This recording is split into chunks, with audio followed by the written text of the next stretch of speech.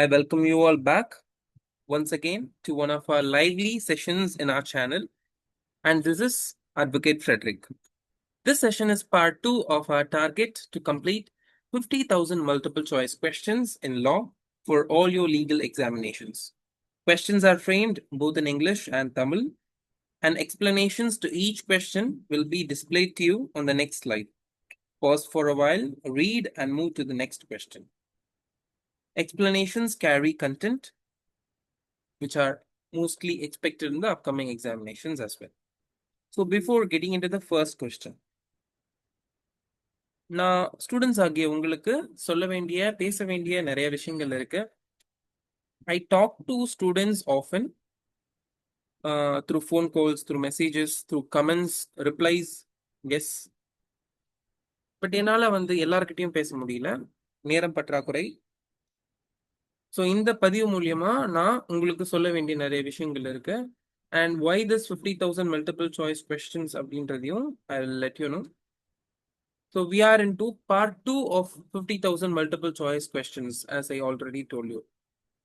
முதல் பார்ட் நான் உங்களுக்கு வீடியோவோட ஸ்க்ரீன்ல கடைசியில வர மாதிரி டிஸ்கிரிப்ஷன்லயும் கொடுக்குறேன், ஸ்க்ரீன்லயும் உங்களுக்கு வரும். பார்க்காதவங்க முதல் வீடியோல முதல் 50 கொஸ்டின் இருக்கும், உங்களுக்கு ஹோம்ஒர்க் கொஸ்டின் இருக்கும், அதை பார்த்துட்டு வாங்க.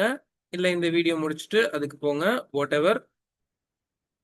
ஸோ இந்த 50 question it is not the end of it. நம்ம 50,000 கொஸ்டின் முடிக்கும் போது we completed it அப்படின்னு சொல்ற வரைக்கும் this session will go on. என்கிட்ட நிறைய ஸ்டூடெண்ட்ஸ் கேட்குற ஒரு விஷயம் என்னன்னு பார்த்தீங்கன்னா, sir we study a lot, ஆனால் எக்ஸாம் ஹால்குள்ள we are not able to prove ourselves. Exam clear பண்ண முடியல, my name is not in the list. It really bothers us a lot. ஏன்னா we put 3 to 4 months or 6 months or 1 year. சில ஸ்டூடெண்ட்ஸ்லாம் இருக்காங்க கடந்த 3 வருஷமா, அதாவது 2023ல exam முடிஞ்சதுல இருந்து clear பண்ணல அப்படின்னு கேட்ட அடுத்த நிமிஷம் 24, 25 படிச்சுட்டு இருக்காங்க. I have heard students saying, sir, I'm studying from almost 2017. 2017ல இருந்து படிச்சுட்டு இருக்காங்க and still they are preparing because உங்களுக்கு எக்ஸாம்ஸ் யூபிஎஸ்சி மாதிரியோ இல்லை staff selection commission exam conduct பண்ற மாதிரியோ டெய்லி, அதாவது எவ்ரி இயர் வந்ததுன்னு வச்சுக்கோங்களேன், it is not a big matter. Obviously இந்த ஸ்டூடெண்ட்ஸ்லாம் சொல்லவே போறதில்ல. நீங்க I know you are all talented, clear பண்ணிட்டு ஜட்ஜ் ஆக போறீங்க. பட் த ப்ராப்ளம் வித் டிஎன்பிஎஸ்சியா இருக்கட்டும், any other state civil judge exam, judicial எக்ஸாம்ஸா இருக்கட்டும், the problem is that the government is not able to conduct each and every year. அதுக்கு reason என்னன்னு பார்த்தீங்க அப்படின்னா, it is not that I am supporting the government right now, because as knowledgeable, reasonable people living in a country, we should be able to know that நமக்கு நிறைய courts தேவை, நிறைய court இருக்கணும் first, ஓகேங்களா? To create more judges, to create more vacancies in the sense, we need more courts first of all. So the problem is in the basics. We don't have much courts. கரெக்டா? அதிகமான court இல்லாததுனால vacancies provide பண்றதுல difficulties இருக்கும். கோர்ட்டே இல்லைன்னா எப்படிங்க vacancy create பண்ண முடியும்? புரியுதுங்களா? So this is one of the basic problem that we have. இல்லைன்னு சொல்லலை, மறுக்கலை. ஸோ கோர்ட்ஸ் வந்துருச்சு அப்படின்னா வேகன்சிஸ் வந்துருமா அப்படின்னா கண்டிப்பா வரும். அதுவும் எந்த அளவுக்கு வரும்னு பார்த்தீங்கன்னா, இன்னும் ஒரு 100 to 120 வேகன்சிஸ் போடலாம். But we are not so equipped to put 200, 250, 300 vacancies each year. அதுக்கு ரீசன் என்னன்னு பார்த்தீங்கன்னா, we are into a lag periodன்னு சொல்லலாம். lag periodன்றது என்னன்னா, உங்களுக்கு ஒரு 20-30 years பேக் எவ்வளோ கோர்ட் இருந்தது, இப்போ எவ்வளோ கோர்ட் இருக்கு அப்படின்னு நீங்க கவுண்ட் பண்ணி, அதாவது டேட்டா இருக்கு, அந்த அஃபிஷியல் டேட்டா பார்த்தீங்க அப்படின்னா, we had very less courts 30 years back than at present. ஓகேங்களா? அப்ப அந்த கோர்ட் சிஸ்டம்ல அந்த கோர்ட்ஸ் இருந்தப்ப அப்பாயிண்ட் ஆனவங்க ரிட்டையர் ஆக ஆக ஆக தான் உங்களுக்கு வேகன்சிஸ் புதுசா கிரியேட் ஆகும். வேகன்சிஸ் கிரியேட் ஆகிற இன்னொரு மெத்தட் என்ன அப்படின்னா, புதுசா கோர்ட் உருவாகிறது. புதுசா கோர்ட் எப்போ உருவாகும் அப்படின்னா, when there is lot more cases pending in a particular district, there will be a requirement to create additional court பில்டிங்ஸ்ன்னு இல்லாம கோர்ட் ஆஃபீஸஸ்ன்னு சொல்லிக்கும். இப்போ வந்து ஒரு 10 கோர்ட்ஸ் இருக்கு ஒரு ஒரு காம்ப்ளெக்ஸ்குள்ள அப்படின்னா 11ஆவதா ஒரு கோர்ட் வரும், 12ஆவதா ஒரு கோர்ட் வரும். அப்போ வந்து எக்ஸ்ட்ராவா 2 வேகன்சி வரும். இல்ல ஒரு புது டிஸ்ட்ரிக்ட் உருவாக்குறாங்க டிவைட் பண்ணி அப்படின்னா உங்களுக்கு ஒரு புது கோர்ட் உருவாகும். ஸோ அப்போ வந்து உங்களுக்கு again another set of vacancies create ஆகும். ஸோ இந்த மாதிரி மெத்தட்ல தான் கிரியேட் ஆகும். அப்படி இருக்கும் பட்சத்துல புதுசா டிஸ்ட்ரிக்ட் எவ்ரி இயர் உருவாக்குறதோ இல்ல வந்து புதுசா ஒரு கோர்ட்டை ஒரு ஆஃபீஸை வந்து திருப்பி கிரியேட் பண்றதோ it is not so easy. And அதுக்குன்னு ஒரு பட்ஜெட் இருக்கு. ஸோ அந்த budget I'm not getting in too deep into governance or politics. But பேசிக்கா நான் சொல்ல வர விஷயம் என்ன அப்படின்னா, யூ ஆல் ஸ்டடி வெல். ஆனா there is a difference between one who practice and one who does not. படிக்கிறவங்க எல்லாருமே படிக்கிறீங்க. அத பிராக்டிஸ் பண்றவனுக்கும் பிராக்டிஸ் பண்ணாதவங்களுக்கும் உண்டான அந்த வேறுபாடு தான் செலக்ட் ஆகுறதும் செலக்ட் ஆகாததும். டிஸ்கிரிப்டிவ் ஆன்சர் மீன்ஸ் இன்டர்வியூ இது எல்லாத்தையும் விட்டுருங்க. My question to you is, are you getting selected in the prelims and getting in to your mains? சிம்பிளா கேட்குறேன், அவ்வளவுதான். அந்த ப்ராசஸே என்னால முடியல அப்படின்னா ப்ராக்டிஸ் இல்லைன்னு மட்டும்தான் நான் சொல்லுவேன். ப்ராக்டிஸ் ஏன் இல்லை அப்படின்னா, ப்ராக்டிஸ் எப்போ பண்ண முடியும் அப்படின்னா when you see the question that is in your examination before you write the exam. சிம்பிளா சொல்லணும்னா, எக்ஸாமுக்கு நீங்க போய் எக்ஸாம்ல ஒரு கொஸ்டினை பார்க்கறதுக்கு முன்னாடியே அதே கொஸ்டினை நீங்க முன்னாடியே ப்ராக்டிஸ் பண்ணியிருக்கணும், நீங்க பார்த்துருக்கணும். அப்ப நம்ம வந்து படிக்கிற எல்லாத்தையும் கொஸ்டின்ஸா பார்த்துடலாமான்னா 100% முடியும். அந்த ப்ராசஸ் தான் இந்த மல்டிபிள் சாய்ஸ் கொஸ்டின் இனிஷியேட்டிவ். இந்த 50,000 மல்டிபிள் சாய்ஸ் கொஸ்டின் அப்படின்றது will 100% give you confidence in writing your examinations. நீங்க எக்ஸாம்ல பார்த்த கொஸ்டினை பார்க்கக்கூடிய கொஸ்டினை நீங்க முன்கூட்டியே இங்க பார்த்துருவீங்க, அதோட ஆன்சர் தெரிஞ்சுப்பீங்க, அதோட எக்ஸ்பிளனேஷன்ஸ் தெரிஞ்சுப்பீங்க. இதை ரிவைஸ் பண்ணீங்கன்னா மட்டுமே போதும், நீங்க எக்ஸாம்ல வந்து கிளியர் பண்ண முடியும். So this is regarding your practice the multiple choice question. எதுக்கு இது அப்படின்னு இதை தாண்டி நிறைய பேர் மோட்டிவேஷன் லேக் ஆகுறீங்க. மோட்டிவேஷன்ல இதை விட்டுட்டு போய் நம்ம திருப்பி அகைன் ப்ராக்டிஸ் போயிடலாமா, படிக்கலாமா, இப்படியே இருந்துருவோமா, இந்த கன்ஃபியூஷன்லாம் நிறைய பேருக்கு இருக்கு. So to not panic. I'm not sure that exam 2025ல I don't hope exam வரும்னு. I'm on the side of the students. exam வரும் அப்படின்னு சொல்லிட்டு I'm not going to lure you and put me into my classes. அந்த அந்த மோட்டிவ்லாம் எனக்கு கிடையாது. 2025ல I'm sure that exam won't come. படிங்க. I always tell my students, என்னோட previous videos ஏதாவது என் ஸ்டூடெண்ட்ஸ் பார்த்துருந்தாங்கனாலும் அவங்களுக்கு தெரியும். நான் எப்பவுமே சொல்றது, சிலபஸ் இருக்கா, ஸ்டடி வித் ஃபோக்கஸ். சிலபஸை கவர் பண்ணுங்க. Do not expect any date. இந்த டேட் எக்ஸாம் வந்துருமா, இந்த டேட்டுக்கு நான் முந்தின நாள் ஒரு 3 மாசம் முன்னாடி மட்டும் படிக்கிறேன். Don't take that word to me. நான் ப்ரீவியஸ் வீடியோஸ்ல சொல்லியிருப்பேன். நீங்க ஆல்ரெடி படிச்சு வச்சிருந்தீங்க அப்படின்னா, ஏதாவது ஒரு லா ரிலேட்டட் எக்ஸாம் வருது அப்படின்னா you will be confident to right the exam. அவ்வளோதான். உங்களோட கான்ஃபிடென்ஸ் லெவல்ல டெஸ்ட் பண்றது மட்டும்தான் எக்ஸாமே தவிர, நீங்க நோட்டிஃபிகேஷன் வந்ததுக்கு அப்புறம் தான் நான் படிக்க போறேன் அப்படின்னா that is not the way to study. That is not the way. That is not justice. First of all சிம்பிளா எடுத்துக்கோங்களேன். ஒரு 300 வேகன்சிஸ் போடுறாங்க, ஒரு 1000 பேர் வந்து எக்ஸாம்க்கு முன்னாடியே உட்காந்து மாங்குன்னு படிச்சுட்டு இருக்காங்க, பல மாசமா, பல வருஷமா. ஆனா நீங்க வந்து லாஸ்ட் நோட்டிபிகேஷன் வந்ததுல இருந்து ஒரு 3 months நான் படிச்சுட்டு கிளியர் பண்ண போறேன் அப்படின்னு சொல்றது வந்து where is the effort taken by those 1000 people who were studying previously? அந்த எஃபர்ட், அவங்களோட எஃபர்ட் வின் பண்ணுமா, உங்களோட எஃபர்ட் வின் பண்ணுமா? யோசிச்சு பாருங்க. புரியுதுங்களா? So you better start studying now. Exam வரப்போ வரட்டும். Let it be 2026, let it be 2027, whatever. டேட்டை வந்து சொல்லணும், இல்லை மந்த்தை சொல்லணும், எந்த வருஷம் சொல்லணும் அப்படின்னா கண்டிப்பா நான் டிஎன்பிஎஸ்சிக்குள்ள இருக்கணும். So that is not possible for me to do. As a டீச்சரா I cannot tell you when an exam would come. I can teach you. அதான் என் வேலை. படிக்க வேண்டியது உங்க வேலை. எக்ஸாம் போடுறப்ப போடட்டும், நீ போடு ராசா, நான் பாத்துக்கிறேன் அப்படின்ற மைண்ட் செட் இருந்தா மட்டும்தான் இதுக்கெல்லாம் உட்காந்து ப்ரிப்பேர் பண்ண முடியும். இல்ல, நான் வந்து எக்ஸாம் வரப்ப படிச்சுக்கிறேன், இப்போ I have some work to do, நான் அந்த ஒர்க் பார்க்குறேன், தாராளமா பண்ணுங்க. எக்ஸாம் வந்ததுன்னா, கிளியர் பண்ண முடிஞ்சதுன்னா அப்ப படிச்சு பண்ணுங்க. கிளியர் பண்ண முடியல அப்படின்னா ஒர்க் கண்டினியூ பண்ணுங்க. What bothers others? படிக்கிறவங்களை அதை பாதர் பண்ண போறது இல்லை. Okay, so this is the other thing. இன்னொரு விஷயம் வந்து, ஒரு ஒரு ஒரு லாங் பிரேக் எடுக்கணும் அப்படின்ற மாதிரி மைண்ட் செட் இருக்கிறவங்க, ப்ராக்டிஸ் பண்ணட்டுமா படிக்கட்டுமா என்ன பண்ணட்டும் அப்படின்னு யோசிச்சுட்டு இருக்கவங்களுக்கு ஒரு லாங் பிரேக்.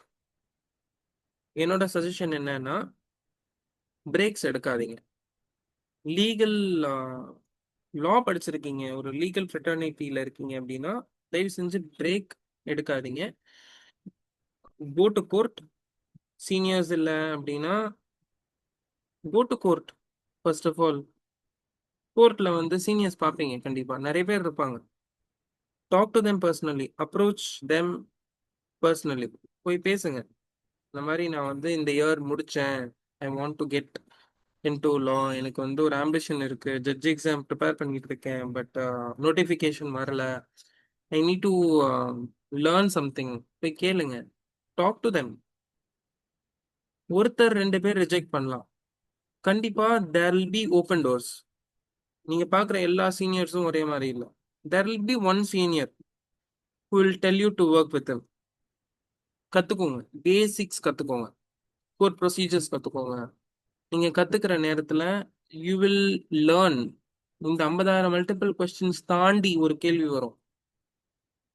நான் தான் சொல்றேனே, இந்த 50,000 கொஸ்டின்ஸ்ல 100 கொஸ்டின்ஸும் வருமான்னு கேட்டீங்கன்னா ஐ கேனாட் ப்ராமிஸ். 95 கொஸ்டின்ஸ் இல்ல 90 கொஸ்டின்ஸ் வருமான்னு கேட்டீங்கன்னா ஐ கேன் ப்ராமிஸ். நீங்க கிளியர் பண்றதுக்கு தேவையான கொஸ்டின்ஸ் மட்டும்தான் இந்த 50,000 கொஸ்டின்ல நீங்க படிப்பீங்களே தவிர எல்லா கொஸ்டினும் இதுல இருக்குமான்னா ஐ கேனாட் ப்ராமிஸ் இல்ல. ஆனா அந்த 10 கொஸ்டின் இதுல இல்லாம இருக்கும்ல, அந்த 10 கொஸ்டினோட ஆன்சர்ஸ் நீங்க பிராக்டிஸ் பண்ற டைம்ல ஏதோ ஒரு நேரத்துல உங்களோட அந்த ப்ரொசீஜரல் நாலேஜ் இருக்கும்ல. நீங்க ஒரு விஷயம் பண்ணுவீங்க, இத்தனை நாளுக்குள்ள இது பண்ணியிருக்கணும். இல்ல கோர்ட்ல வந்து ஹை கோர்ட்ல ஒரு ஜட்ஜ் வந்து ஒரு பர்டிகுலர் கேஸை பத்தி டிஸ்கஸ் பண்றாரு, ஒரு லாயர் அவரோட பிரசிடென்ட் அவர் கேஸ்க்காக சொல்லும்போது அந்த உங்களோட அந்த அப்சர்வேஷன் ஸ்கில்ஸ் வந்து கண்டிப்பா ரெஃப்ளெக்ட் ஆகும். ரெஃப்ளெக்ட் ஆகாதுன்னா சொல்ல மாட்டேன். ஓகேவா? ஸோ கோர்ட் போங்க, ப்ராக்டிஸ் பண்ணுங்க. Do not take any break. If you are studying for any other exam other than civil judge exam or any other legal exams or any other exam apart from your legal exams prepare பண்ணுங்க. ரெண்டாவது விஷயம், there will be many people around you who say, தம்பி என்னப்பா படிச்சுக்கிட்டே இருக்க, what is your next plan, என்ன பண்ண போற? உங்களோட ரிப்ளை என்னவா இருக்கணும்? ஜி, நான் படிச்சுக்கிட்டு தான் இருக்கேன், that is my next plan. நான் படிச்சுட்டு இருக்கேன், ஐ எம் ஸ்டடிங். இப்போ அவனுக்கு என்னப்பா வேலையே இல்லாம சும்மா தான் இருக்கான்? ப்ரோ, எனக்கு வேலை இல்லாமலாம் இல்ல ப்ரோ, எனக்கு வேலை இருக்கு. My work is to study. படிச்சுட்டு இருக்கேன். So that is my work. But the only thing on doing my work is I don't get my salary. பணமா கிடைக்கல, பட் ஐ கெட் ரிவார்ட்ஸ். புரியல அப்படின்னீங்கன்னா சிம்பிளா சொல்றேன். நீங்க படிக்கிறீங்க, நீங்க வேலை பார்க்கல, எனக்கு தெரியும். உங்களுக்கு சம்பளம் வரல, பணமா வரல, ஆனா ஆதாயமா வருது. ஆதாயம்னா என்ன? Rewards. You get rewarded when when the exam comes. Exam வரும்போது you will clear the exam. அப்ப you are getting rewarded for your effort. உங்களோட work has given you fruits. சிம்பிளா. நீங்க வேலை பார்க்கல, சும்மா இருக்கீங்க அப்படின்னு சொல்லிட்டு உங்களோட ஃப்ரெண்ட்ஸ் உங்களை வெளியில கூப்பிடுறாங்க, அவன் சும்மா தான்டா இருப்பான், இல்ல அவ சும்மா தாண்டா இருப்பா, கூப்பிடுவோம். You are not you are not you are not simply sitting and doing nothing. You are working for your better life. அதை ஃபர்ஸ்ட் புரிஞ்சுக்கோங்க. ஸோ ஸ்ட்ராங்கா ஃபேஸ் பண்ணுங்க உங்களை சுத்தி இருக்கவங்க. லீகல் சைட்ல இருக்கவங்களுக்கான நிறைய நெகட்டிவ்ஸ் மேக்ஸிமம் இருக்கு. அந்த நெகட்டிவ்ஸ் இருக்கிறதுக்கு ரீசன் பாத்தீங்க அப்படின்னா, நம்மளை சுத்தி உள்ளவங்க தான் நம்மளோட நெகட்டிவ்ஸே. Throw away all those negative people around you. ஓகேங்களா? 1000 பேர் 1000 சொல்லுவாங்க, காதுல போட்டுக்காதீங்க. Keep focusing on your studies. Okay. So it is not a waste of time. இந்த 15 minutes நீங்க என் கூட ஸ்பெண்ட் பண்ணது, it is not a waste of time. First of all, அடுத்த 1 hour lively session, it will be really fruitful to you. So let's move into the first question. The right to an office is a civil right. Time wasteலாம் பண்ண வேணாம், படிப்போம். அடுத்த question, explanations அவ்வளவு. So right to office என்றது ஒரு civil right. Why is it a civil right? It refers to the legal entitlement of a person to hold or continue in a particular office. ஒரு வேலையில இருக்கிறதுக்கு உண்டான அந்த என்டைட்மெண்ட், legal என்டைட்டில்மெண்ட்டை வந்து ரைட் டு ஆஃபீஸ் கொடுக்குது. Let it be private or public job, if they are duly qualified and appointed according to law. ஒருவேளை duly குவாலிஃபைடா இல்லை அப்படின்னா, what is the remedy? The remedy is under article 30, சொல்லுங்க, 32 and 226. Supreme court, high கோர்ட்ல நீங்க writ file பண்ணலாம். they are not duly they are not legally qualified to be, or to they don't have the right to hold a public office அப்படின்னு சொல்லிட்டு challenge பண்ணி we can pull them down by a judicial writ order. writ. ஓகேவா?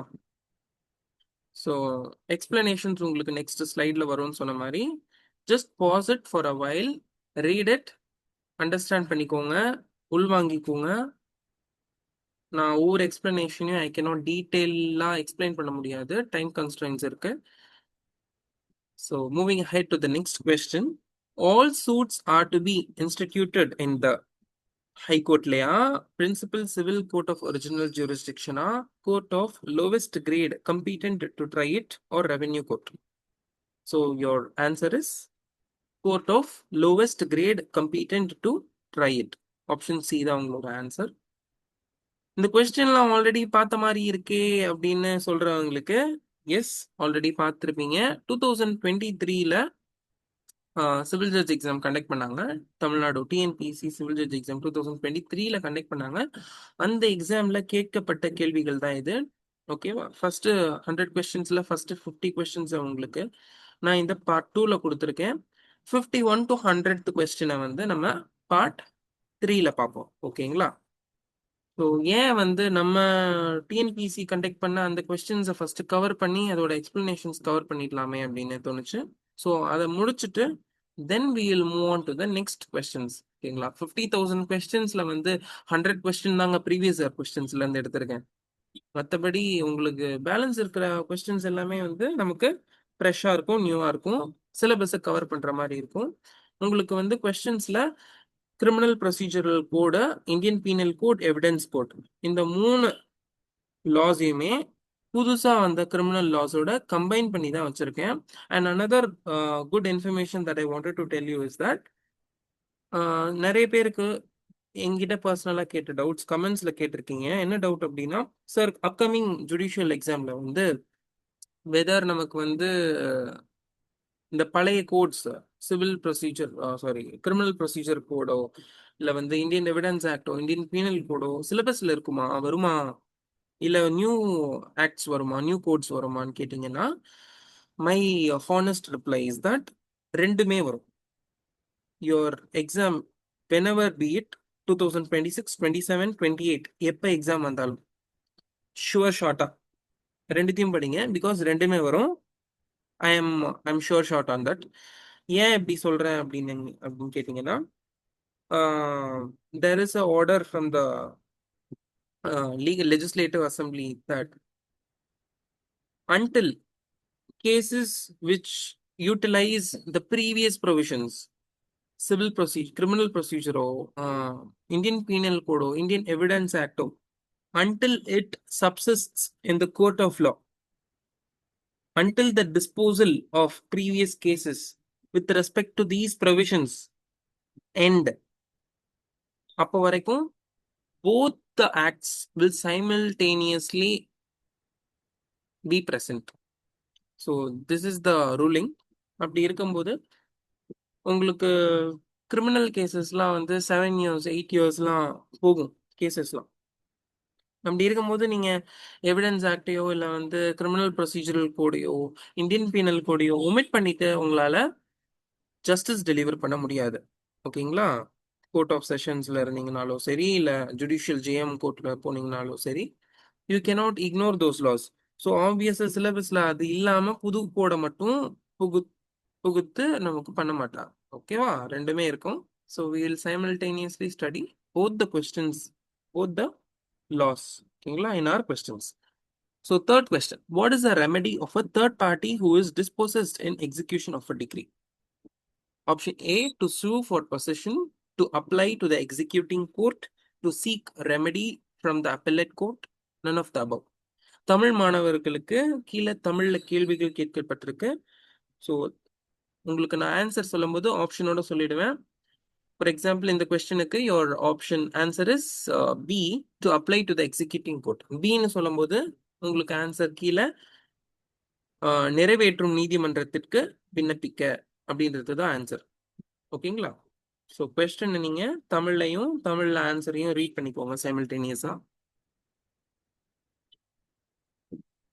Explanation இதோட ruling எங்க இருக்குன்னு பாத்தீங்கன்னா order 21 rule 97 to 101 of civil procedure. Pass பண்ணி read பண்ணிட்டு திருப்பி பாஸ் பண்ணிட்டு நெக்ஸ்ட் கொஸ்டினுக்கு போங்க, ரெஸ்யூம் பண்ண. ஓகேவா? Fourth question, what is the duty of the court if there is no one willing to be the guardian of the minor defendant in a suit? அதாவது ஒரு மைனர் அவருக்கு சார்பா ஆர்கியூ பண்றதுக்கு யாருமே வில்லிங்கா வரல அப்படின்னா, கார்டியனா இருக்க விரும்பல அப்படின்னா என்ன அப்படின்லாம் கேட்டிருக்காங்க. So it can proceed ex parte, it has to dismiss the suit, it has to appoint its officer to be the guardian, none of the above. So answer, it has to appoint its officer to be the guardian. Court வந்து ஒரு officer appoint பண்ணணும். அந்த minor டிஃபெண்டன்ட்டுக்கு சியூட்டை proceed பண்றதுக்கு ஒரு கார்டியனா இருந்து அவருக்காக செயல்படுறதுக்கு ஒரு கார்டியனை கோர்ட்டே ஒரு ஆஃபீஸரா அப்பாயிண்ட் பண்ணணும். இதோட ரூலிங் எங்க இருக்கு அப்படின்னா order 32 of civil procedure code பாத்தீங்க அப்படின்னா உங்களுக்கு இந்த ரூலிங் இருக்கும். கார்டியன் அண்ட் லிட்டம், இது வந்து ஒரு மேக்ஸிம் கார்டியன் அட் லிட்டம்ன்றது. So a guardian ad litem must be appointed to defend the suit. If no one is willing to act as a guardian, the court has a duty to appoint its own officer like a court guardian. The court cannot proceed ex parte or dismiss the suit. ஒருத்தருக்கு ஒருதலை பட்சமா தீர்ப்பு வழங்கியோ இல்ல வழக்க வந்து முடிவுக்கு கொண்டு வந்தோ தீர்ப்பு அளிக்க முடியாது. சரிங்களா? ஒருவேளை நான் ஸ்லோவா இருக்கேன் அப்படின்னு யாராவது ஃபீல் பண்ணீங்க ஸ்டூடெண்ட்ஸ் அப்படின்னா 1.5 ஸ்பீட்லயோ இல்ல 2 ஸ்பீட்லயோ வச்சு கூட வேகமா கேட்டுருங்க, ஒண்ணுமே பிரச்சனை கிடையாது. உங்களுக்கு ஆடிபிளா இருக்கிற வரைக்கும் ஐ ஆம் ஹாப்பி. இன்கேஸ் நான் ஃபாஸ்டா போறேன் இன்னும் கொஞ்சம் ஸ்லோவா போகணும்னு ஃபீல் பண்றவங்க ஸ்பீடை கொஞ்சம் குறைச்சு பாருங்க. 1ல இருக்கும் ஆவரேஜ் ஸ்பீடு, நீங்க 0.75க்கு குறைச்சு ஸ்பீட் வச்சு பாருங்க. ஓகேங்களா? Fifth question, a gift of immovable property effected by a deed of gift but brought about by undue influence. So undue influence அப்படின்றது கான்ட்ராக்ட்ல இருக்கக்கூடிய ஒரு தவறான ஒரு இன்ஃப்ளூயன்ஸ் மூலியமா நம்ம வந்து ஒரு இம்மூவபிள் ப்ராப்பர்ட்டியை கிஃப்ட் ஆஃப் டீட் மூலியமா எஃபெக்ட் பண்றோம் டோனிக்கு அப்படின்னா, though the donor acted voluntarily in making it, அப்படிப்பட்ட ஒரு கிஃப்ட் ஆஃப் இம்மூவபிள் ப்ராப்பர்ட்டி வேலிடா, பைண்டிங்கா, இல்ல வேலிட் இல்லையா, அதாவது வாய்டா இல்ல வாய்டபிளா at the donee's option, or is it voidable at the donor's option? இதான் கொஸ்டின். உங்களுக்கு ஆப்ஷன் வந்து D, it is voidable at the donor's option. ஓகேங்களா? Moving to the next question. Under the provisions of the Transfer of Property Act 1882, an easement cannot be transferred apart from the dominant heritage. இந்த statement ட்ரூவா ஃபால்ஸா இல்ல ஒரு பகுதியான statement ட்ரூவான்னு கேட்டிருக்காங்க, இல்ல இது எதுவுமே இல்லையா அப்படின்னு கேட்டிருக்காங்க. கண்டிப்பா எதுவுமே இல்லை அப்படின்ற ஆன்சர் இந்த மாதிரியான கொஸ்டினுங்களுக்கு வராது. ஏன்னா ட்ரூவா ஃபால்ஸா இல்ல பார்ட்லி ட்ரூவான்ற கொஸ்டினுக்கு நன் ஆஃப் த அபவ் ஆன்சரா இருக்க வாய்ப்பு இல்லை. ஸோ நீங்க எக்ஸாம்ல இந்த கொஸ்டின் ஒருவேளை நீங்க அட்டன் பண்ண எக்ஸ்பீரியன்ஸ் இருந்தது அப்படின்னா none of the above choose பண்ணியிருந்தீங்க அப்படின்னா next time upcoming examinations, beat any exam, judge எக்ஸாமுக்கு மட்டும் சொல்லலாம், பீட் எனி எக்ஸாம், யூபிஎஸ்சி, நீங்க வந்து ஒரு செலெக்ஷன் போஸ்ட் எக்ஸாம் எழுதுறீங்கன்னா கூட just think for a while. True or false கொஸ்டினுக்கு none of the above வருமா? Maybe it might be true, false or partly true. none of the above வராது. So உங்களுக்கு 4 ஆப்ஷன்ல ப்ராபபிலிட்டியில 3ல ஒன்று தான் செலக்ட் பண்ணணும். இப்போ தெரியவே இல்லைனா கூட none of the above மட்டும் சூஸ் பண்ணிடாதீங்க இந்த மாதிரி கொஸ்டின்ஸ், சரிங்களா? So your correct option is it is true, the statement is true. So இதோட நம்ம லீகல் ப்ரொவிஷன் எங்கிருந்து எடுக்கிறோம் அப்படின்னா ஈஸ்ட்மென்ட்ஸ் ஆக்ட், இந்தியன் ஈஸ்ட்மென்ட்ஸ் ஆக்ட் 1882ல இருந்து எடுக்கிறோம். ஈஸ்ட்மென்ட்ஸ் ஆக்ட் சிலபஸ்ல பார்த்த மாதிரி இல்லையே அப்படின்னு சொல்றவங்களுக்கு ஒரு கவனம். செக்ஷன் 8 ஆஃப் ப்ராப்பர்ட்டி ஆக்ட்ல இதோட ரெஃபரன்ஸ் கொடுத்துருப்பாங்க, டாமினன்ட் ஹெரிட்டேஜ் பத்தி கொடுத்துருப்பாங்க, ஒரு லைன் மென்ஷன் பண்ணியிருப்பாங்க. ஸோ அந்த லைனை வச்சுதான் இந்த கொஸ்டின்ஸ் கேட்டிருக்காங்க. இந்த கொஸ்டின் ஆனா டைரக்டா டீல் பண்றதுன்னு பாத்தீங்கன்னா இந்தியன் ஈஸ்ட்மென்ட்ஸ் ஆக்ட் ஆஃப் 1882ல தான். ஆனா பர்டிகுலரா இந்த லைனை வந்து transfer of property act section 8லயுமே மென்ஷன் பண்ணியிருப்பாங்க, ரெஃபரன்ஸ் இருக்கும். ஸோ அதனால இதுல இருந்து கேட்டிருக்காங்க. 7th question. Fraudulent transfer is dealt with under section 49 of TPA 1882, section 50, 51, 53. இந்த கொஸ்டின் கொஞ்சம் டஃபா ஃபீல் பண்ணுவீங்க ஒருவேளை ப்ராப்பரா ரீட் பண்ணலன்னு. இந்த மாதிரி டைரக்ட் கொஸ்டின்ஸ் கேட்கும்போது இதெல்லாம் டைரக்ட் கொஸ்டின்ஸ், யோசிக்க வேண்டியதே இல்லை. உங்களுக்கு வந்து ஃப்ராடுலன்ட் செக்ஷன், ஃப்ராடுலன்ட் டிரான்ஸ்ஃபர்னா என்னன்னு தெரியுது, எந்த ப்ரொவிஷன்ல இருக்குன்னு தெரியுதுன்னா ஈஸியாக அட்டன் பண்ணிட்டு போயிடலாம். ஆனா இதுல இருக்கிற டிஃபிகல்ட்டி என்ன அப்படின்னா உங்களுக்கு அந்த ஷார்ட் டைம்ல எக்ஸாம் டியூரேஷன்ல வந்து கன்ஃபியூசிங். ஏன்னா வந்து நீங்க 49ம் படிச்சிருப்பீங்க, 50யும் படிச்சிருப்பீங்க, 51ம் படிச்சிருப்பீங்க, ஆப்வியஸா 53யும் படிச்சிருப்பீங்க. 4 செக்ஷனையும் அட் அ டைம்ல இங்க பார்க்கும்போது உங்களுக்கு கண்டிப்பா அந்த கன்ஃபியூஷன் வரும். ஸோ மை சஜஷன் இஸ் ஒவ்வொரு ப்ரொவிஷனுக்கும், நாட் ஃபார் எவ்ரி ப்ரொவிஷன், இந்த மாதிரி ஃப்ராடுலன்ட் ட்ரான்ஸ்ஃபர் ஒரு முக்கியமான ஒரு சில டேர்ம்ஸ் இருக்கும். உங்களுக்கு நான் இந்த 50,000 மல்டிபிள் சாய்ஸ் கொஸ்டின்ஸ்லேயே உங்களுக்கு நான் டேர்ம்ஸ்லாம் சொல்லிடுவேன். அந்தந்த டேர்ம்ஸ் வரும்போது அதுக்குன்னு ஒரு நெமோனிக் இருக்கும். நெமோனிக் அப்படின்றது என்னன்னா ஒரு க்ளூன்னு சொல்லுவாங்க, ஓகேவா? நீங்க அந்த டைட்டில் பார்க்கும்போதே செக்ஷன் நம்பரை வச்சு ஒரு க்ளூ கிரியேட் பண்ணி வைங்க படிக்கும்போது. அப்படி கிரியேட் பண்ணி வச்சிட்டீங்கன்னா திஸ் வில் பி ஈஸி. இந்த கொஸ்டினுக்கு க்ளூ எப்படி கிரியேட் பண்ணலாம் அப்படின்னு பாத்தீங்கன்னா ஃப்ராடுலன்ட்ல வந்து எஃப் பாருங்களேன். எஃப்ல வந்து ஒரு 2 கோடு அப்படி வருது இல்ல, ஸோ சென்டர்ல 2 கோடு வருது. அதே மாதிரி த்ரீக்கும் ஒரு 3 லைன் வரும்ல நார்மலா போடும்போது. ஸோ அந்த எஃப்ஐயும் 3ஐயும் மைண்ட்ல வச்சுக்கோங்க, ஓகேவா? 5 அப்படியே திருப்பி போட்டு பாருங்க. அந்த 5 அப்படியே லைட்டா திருப்பி போட்டு பாத்தீங்க அப்படின்னா அகெயின் எஃப் தான் வரும். எஃப் சிம்பிள் உங்களுக்கு ரெஃப்ளெக்ட் ஆகும் மைண்ட்ல. நெமோனிக்ஸ் மாதிரி உங்களுக்கு வந்து நான் எப்படி யூஸ்வலா ஞாபகம் வச்சுக்குவேன், பிகாஸ் நான் படிக்கிற டைம்ல வந்து I use to remember like this. Even now if I want to memorize something, if I want to teach something, நான் இந்த மாதிரி நெமோனிக்ஸ் யூஸ் பண்ணுவேன். ஏன்னா we cannot remember each and everything section wise. That is not possible for any advocate. நீங்க advocate கிட்ட வந்து cases கொண்டு போய் கொடுத்தீங்கனாலும் அவங்க வந்து லீகல் ப்ரொவிஷன் வைஸ் இதுதான் அப்படின்னு கட் அண்ட் ரைட்டா கோர்ட்ல போய் வேணா பேசுவாங்களே தவிர கிளையன்ஸ் கிட்ட கூட பேச முடியாது. ரிப்பீட்டடா ஒரே செக்ஷன்ல வந்து ப்ராக்டிஸ் பண்ணிட்டு இருக்க ஒரு அட்வொகேட்டா இருந்தா அந்த செக்ஷன் அவங்களுக்கு மனப்படமா தெரியும். மற்றபடி எல்லா செக்ஷனையும் எல்லா டாபிக்குக்கும் ஞாபகம் வச்சுக்கிறது அப்படின்றது it is an impossible act. ஓகேவா? இம்பாசிபிள் அப்படின்னும் போது யாராலையும் முடியாத காரியம். அப்படி இருக்கும்போது உங்களால மட்டும் எப்படி முடியும்? நிமோனிக்ஸ் தான் ஒரே விஷயம். எக்ஸாம் கிளியர் பண்ணதுக்கு அப்புறம் ஜட்ஜ் ஆயிட்டு பொறுமையா பிராக்டிஸ்ல இதெல்லாம் ஆழமா நமக்கே மனசுல பதிய ஆரம்பிச்சிரும். கவலைப்படாதீங்க. ஸோ 53 fraudulent transfer என்ன சொல்லுது அப்படின்னா, it states that any transfer of immovable property made with intent to defeat or delay creditors of the transferor is voidable at the option of such creditors. creditors ஏமாத்தணும் இல்ல delay பண்ணி transfer பண்ணிடலாம் அப்படின்னு நினைச்சு நம்ம பண்ணக்கூடிய விஷயங்கள் எல்லாமே fraudulent transfers தான்.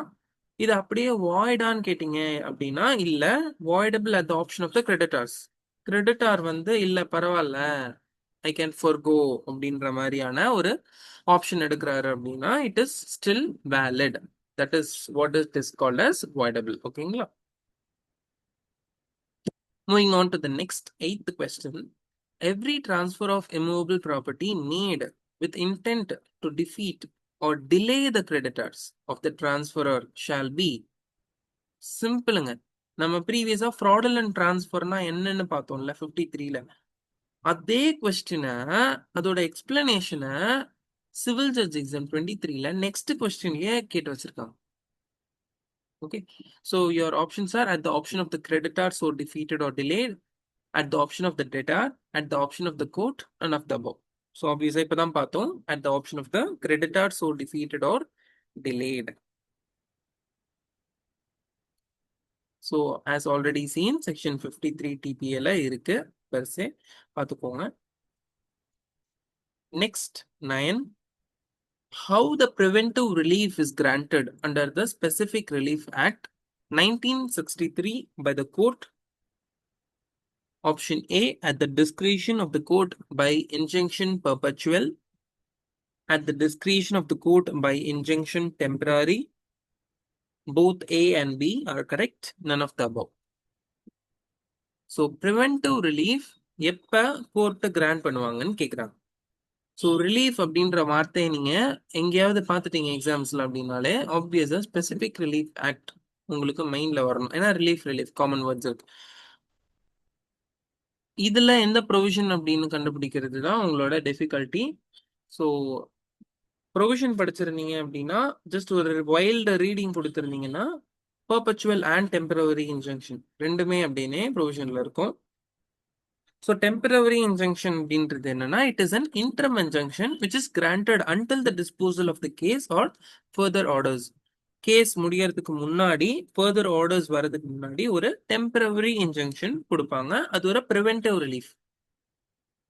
Perpetual or permanent injunction அப்படின்றது என்ன அப்படின்னா it is granted by the final decree. கடைசியில கேஸ் முடிவுக்கு வர ஃபைனல் டிகிரியில பெர்மனண்டா ரெஸ்ட்ரெயின் பண்ணுவாங்க ஒரு பார்ட்டி. நீ இது பண்ணக்கூடாது, நீ வந்து காம்பவுண்டு கட்டக்கூடாது, நீ இந்த மரத்தை வெட்டக்கூடாது, நீ அவனை டிஸ்டர்ப் பண்ணக்கூடாது இந்த விஷயத்துல, ஏன்னா அதுக்கு உனக்கு ரைட்ஸ் இல்லை அப்படின்னு ஃபைனலா ஒரு ஆர்டர் பாஸ் பண்ணுவாங்க. அந்த ஃபைனல் டிகிரி ப்ரொனவுன்ஸ் பண்ணும்போது பெர்பெச்சுவல் இன்ஜங்ஷன்ஸ் சொல்லுவாங்க. ஓகேங்களா? So both A and B are correct.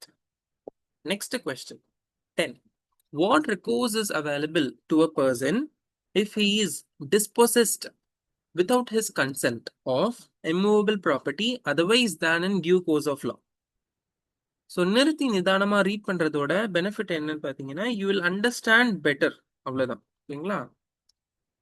ஒரு பர்சனை அவரோட ப்ராப்பர்ட்டியில இருந்து நீ இந்த ப்ராப்பர்ட்டியை அனுபவிக்கிறதுக்கு உனக்கு உரிமை இல்லை அப்படின்னு அவரை டிஸ்போசஸ் பண்றாங்க அப்படின்னா அவரோட கன்சென்ட் இல்லாம அவரோட ஒப்புதல் இல்லாம அவரை அந்த இம்மூவபிள் ப்ராப்பர்ட்டியை அனுபவிக்கிறதுல இருந்து தடுக்கிறாங்க அப்படின்னா அவருக்கு உண்டான ரிகோர்ஸ் என்ன? Due course of law, procedure established by லான்னு சொல்றோம்ல, அந்த procedure established by. And to give you more insights on procedure established by law, இந்த ப்ரொசீஜர் எஸ்டாப்ளிஷ்ட் பை லா அப்படின்ற கான்செப்ட் எந்த கண்ட்ரில இருந்து இந்தியாவில் அடாப்ட் பண்ணாங்க அப்படின்றத கமெண்ட் செக்ஷன்ல மென்ஷன் பண்ணுங்க. So it will be a insightful information for you as well, and it will add on to this 50,000 multiple choice questions also. So எந்த டியூ கோர்ஸ் நீங்க சூஸ் பண்ணலாம் அப்படின்னு பார்த்தீங்கன்னா, he may by criminal suit recover possession. ஆப்வியஸா இல்ல. ஒரு civil property டிஸ்பியூட்டுக்கு criminal suit எதுக்கு போடணும்? ஃபர்ஸ்ட் கிரிமினல்னு ஒரு வேர்டு வந்துருச்சுன்னா சூட்னு வருமா? பேசிக் லாஜிக் கிடையாது. Next, he or any person though through whom he has been in the possession or any person claiming through him may by a civil suit recover possession thereof. இதை ஹோல்ட்ல வைங்க. he may by mortgage suit recover possession thereof. ஏங்க, ஒருத்தரை அவரோட ப்ராப்பர்ட்டியை அனுபவிக்க விடாம தடுக்கும் போது மார்ட்கேஜ் சூட் எதுக்கு? மார்ட்கேஜ் பண்ணியிருந்தா தானே மார்ட்கேஜ் சூட் எதுக்கு தேவையில்லை. So mortgage suit. Money suit தேவையா? இம்மூவபிள் ப்ராப்பர்ட்டியை யூஸ் பண்றதுக்கு மணி சூட் எதுக்கு? மணி சூட் எதுக்காக போடுவோம் அப்படின்னா, ஒருத்தர்கிட்ட நீங்க பணம் கொடுத்து அவர் உங்களுக்கு அந்த பணத்தை திருப்பி தரலனாலோ, இல்ல நீங்க அவருக்கு பொருளா ஒரு விஷயத்த கொடுத்துருக்கீங்க ஒரு சேல் ப்ரொசீட்ஸ்ல, அவரு அதுக்காக பணம் உங்களுக்கு தர வேண்டியது இருக்கு, ஆனா அந்த பணத்தை தர மறுக்கிறாரு. இந்த மாதிரி காரணங்களுக்காக மணி சூட் போடுவாங்க. ஒரு ப்ராப்பர்ட்டியை யூஸ் பண்றதுக்கு அவரோட கன்சென்ட் இல்லாம டிஸ்போசஸ் பண்றாங்க, டியூ கோர்ஸ் ஆஃப் லால பொசிஷன் மீட்டு கொடுக்கறது தான் முக்கியமான நோக்கமா இருக்கணும். So option B is right. ஓகேங்களா? he or any person through whom he has been in possession or any person claiming through him may by a civil suit recover possession thereof. So இதோட legal possession எங்க இருந்து எடுக்கிறோம் அப்படின்னா, section 6 of the Specific Relief Act of 1963. If a person is dispossessed of a movable property without consent and not due process, he can recover possession through a civil suit. Even a trespasser in possession cannot be dispossessed except by due legal process. The remedy is not criminal, not mortgage, not money suit, but a civil suit for recovery of possession. Next question. The following contracts cannot be specifically enforced, namely. So இந்த கான்ட்ராக்ட்லாம் enforce பண்ண முடியாது லீகலா, கோர்ட்ல enforce பண்ண முடியாது அப்படின்னாலே கோர்ட்ல லீகலா கிளைம் பண்ணி அந்த கான்ட்ராக்டை ப்ரூவ் பண்ணி அதுல இருந்து ரெமெடி கிளைம் பண்ண முடியாது. எந்த கான்ட்ராக்ட் அப்படி கிளைம் பண்ண முடியாது, என்ஃபோர்ஸ் பண்ண முடியாது லீகலா அப்படின்னு கேட்டிருக்காங்க. நன் ஆஃப் த அபவ் அப்படின்றது எப்போ வரும் அப்படின்னா ஆன்சரா, உங்களுக்கு மேல கொடுக்கறது எல்லாமே கிளைம் பண்ண முடியும் அப்படின்னா answer none of the above. ஓகேங்களா? First option A. A contract, the performance of which involves the performance of a continuous duty which the court cannot supervise. A contract, the performance of which involves the performance of an occasional duty which the court cannot supervise. C. A contract, the performance of which involves the performance of a periodic duty which the court cannot supervise. And none of the above. உங்களோட answer என்ன? Option A. ஒரு ஒப்பந்தம் நீதிமன்றம் மேற்பார்வை செய்ய முடியாத ஒரு தொடர்ச்சியான கடமையை நிறைவேற்றுவதை உள்ளடக்கியது. இதான் ஆன்சர். ஓகேங்களா? உங்களோட legal position section 14 of specific relief ஆக்ட்ல மென்ஷன் பண்ணியிருக்காங்க. எந்த கான்ட்ராக்ட்லாம் லீகலா என்ஃபோர்ஸ் பண்ண முடியாது அப்படின்னு செக்ஷன் 14ல சொல்லியிருப்பாங்க. அதுல ஒன் சச் கேட்டகரியா உங்களுக்கு அதோட classes section 14 கிளாசஸ்ல a contract the performance of which involves the performance of a continuous duty which the court cannot supervise ன்னு மென்ஷன் பண்ணிருக்காங்க. அதாவது இதோட அர்த்தம் என்னன்னு பாத்தீங்கன்னா, நீங்களும் இன்னொருத்தரும் ஒரு கான்ட்ராக்ட் போடுறீங்க. கோர்ட் அதை கண்காணிக்க முடியாத ஒரு கண்டினியூஸா கண்காணிக்க முடியாத ஒரு சூழ்நிலையில இருக்கக்கூடிய ஒரு கான்ட்ராக்டை நீங்க போடுறீங்க அப்படின்னா, அந்த மாதிரியான கான்ட்ராக்டா லீகலா கோர்ட்ல என்ஃபோர்ஸ் பண்ண முடியாது. கோர்ட் கண்காணிக்க முடியக்கூடிய ஒரு கான்ட்ராக்டா இருந்தா மட்டும்தான், தொடர்ச்சியான்னு இல்லாம ஒரு பகுதியா மானிட்டர் இல்ல சூப்பர்வைஸ் பண்ண முடிஞ்சால் மட்டும்தான் அந்த மாதிரியான கான்ட்ராக்டை மட்டும்தான் லீகலா கோர்ட்ல என்ஃபோர்ஸ் பண்ண முடியும். மற்ற கான்ட்ராக்டை கோர்ட்ல என்ஃபோர்ஸ் பண்ண முடியாது. ஓகேங்களா? அக்கேஷனலாவோ இல்ல பீரியாடிக் டியூட்டிஸ் இதெல்லாம் பாசிபிள் என்ஃபோர்ஸ் பண்ண முடியும். Next question. Whether any appeal is allowed against the order or decree passed in any suit instituted under Section 6 of the Specific Relief Act of 1963. Specific Relief Act Section 6க்கு கீழே ஒரு appeal போறோம்னு வச்சுக்கோங்க. அந்த appeal ஒரு degree அல்லது ஆர்டருக்கு அகெயின்ஸ்டா அலௌடா இல்லையா அப்படின்றதுதான் கேள்வி. எந்த சர்க்கம்ஸ்டன்சஸ்லன்னு கேட்குறாங்க. Yes, appeal is allowed. No appeal shall lie from any order or decree passed in any suit instituted under this section. Appeal can be allowed if permitted by the court which gave the order or decree, none of the above. So, உங்களோட answer, no appeal shall lie from any order or decree passed in any suit instituted under this section. மேல்முறையீடு கிடையாது. ஓகேங்களா? So subsection 3 of section 6 Specific Relief Act of 1963 expressa என்ன சொல்லுதுன்னா, there shall not be any appeal which shall lie from any order or decree passed in any suit instituted under this section, அதாவது section 6, nor shall any review of any such order or decree shall be allowed. So appealum allowed கிடையாது, ரிவ்யூவும் allowed கிடையாது from any orders which are passed under section 6. அப்ப section 6க்கு கீழே specific relief ஆக்ட்ல என்னென்ன ஆர்டர்ஸ்லாம் அப்படின்னு ஒரு சில set of orders கொடுத்திருப்பாங்க. அப்ப அந்த ஆர்டர்ஸ்லாம் உங்களுக்கு என்னென்னு தெரிஞ்சால் மட்டும்தான், மேபி எக்ஸாம்ல வந்து உங்களுக்கு இன்னும் டீடைல்டா ஒரு கொஸ்டின் கேட்கறாங்க அப்படின்னா, ஒரு பர்டிகுலர் செட் ஆஃப் ஆர்டர்ஸ் வந்து செக்ஷன் 6ல இருக்குல்ல, அந்த ஆர்டர்ஸ்ல இருந்து ஒரு செட் ஆஃப் கொஸ்டின்ஸ் உங்களுக்கு கொடுத்துட்டு இந்த ஆர்டரை வந்து அப்பீல் போக முடியுமா அப்படின்னு ட்விஸ்ட் பண்ணி கேட்டாங்கனாலும் உங்களுக்கு ஆன்சர் பண்ண முடியும். ஸோ நம்ம வந்து ஒவ்வொரு செக்ஷன் 6ல இருக்கக்கூடிய ஒவ்வொரு டிகிரி ஒரு ஆர்டர் எந்தெந்த டைப்லலாம் கேட்டகரி மென்ஷன் பண்ணியிருக்காங்களோ அந்த மென்ஷன் பண்ண அந்த கேட்டகரிஸ் எல்லாத்தையுமே ஒரு கொஸ்டினாக ஃப்ரேம் பண்ணி நான் உங்களுக்கு அப்கமிங் வீடியோஸ்ல உங்களுக்கு நான் கொடுத்துட்றேன். ஃபர்ஸ்ட் நம்ம இந்த நெக்ஸ்ட் பார்ட் 2 அண்ட் பார்ட் 3 செஷன்ஸை முடிச்சிருவோம். டிஎன்பிஎஸ்சி சிவில் ஜட்ஜ் 2023ல கேட்ட எல்லா கொஸ்டின்ஸையும் கம்ப்ளீட் பண்ணிடலாம். அதுக்கப்புறம் we'll move on to the further questions which involve section 6 of Specific Relief Act of 1963.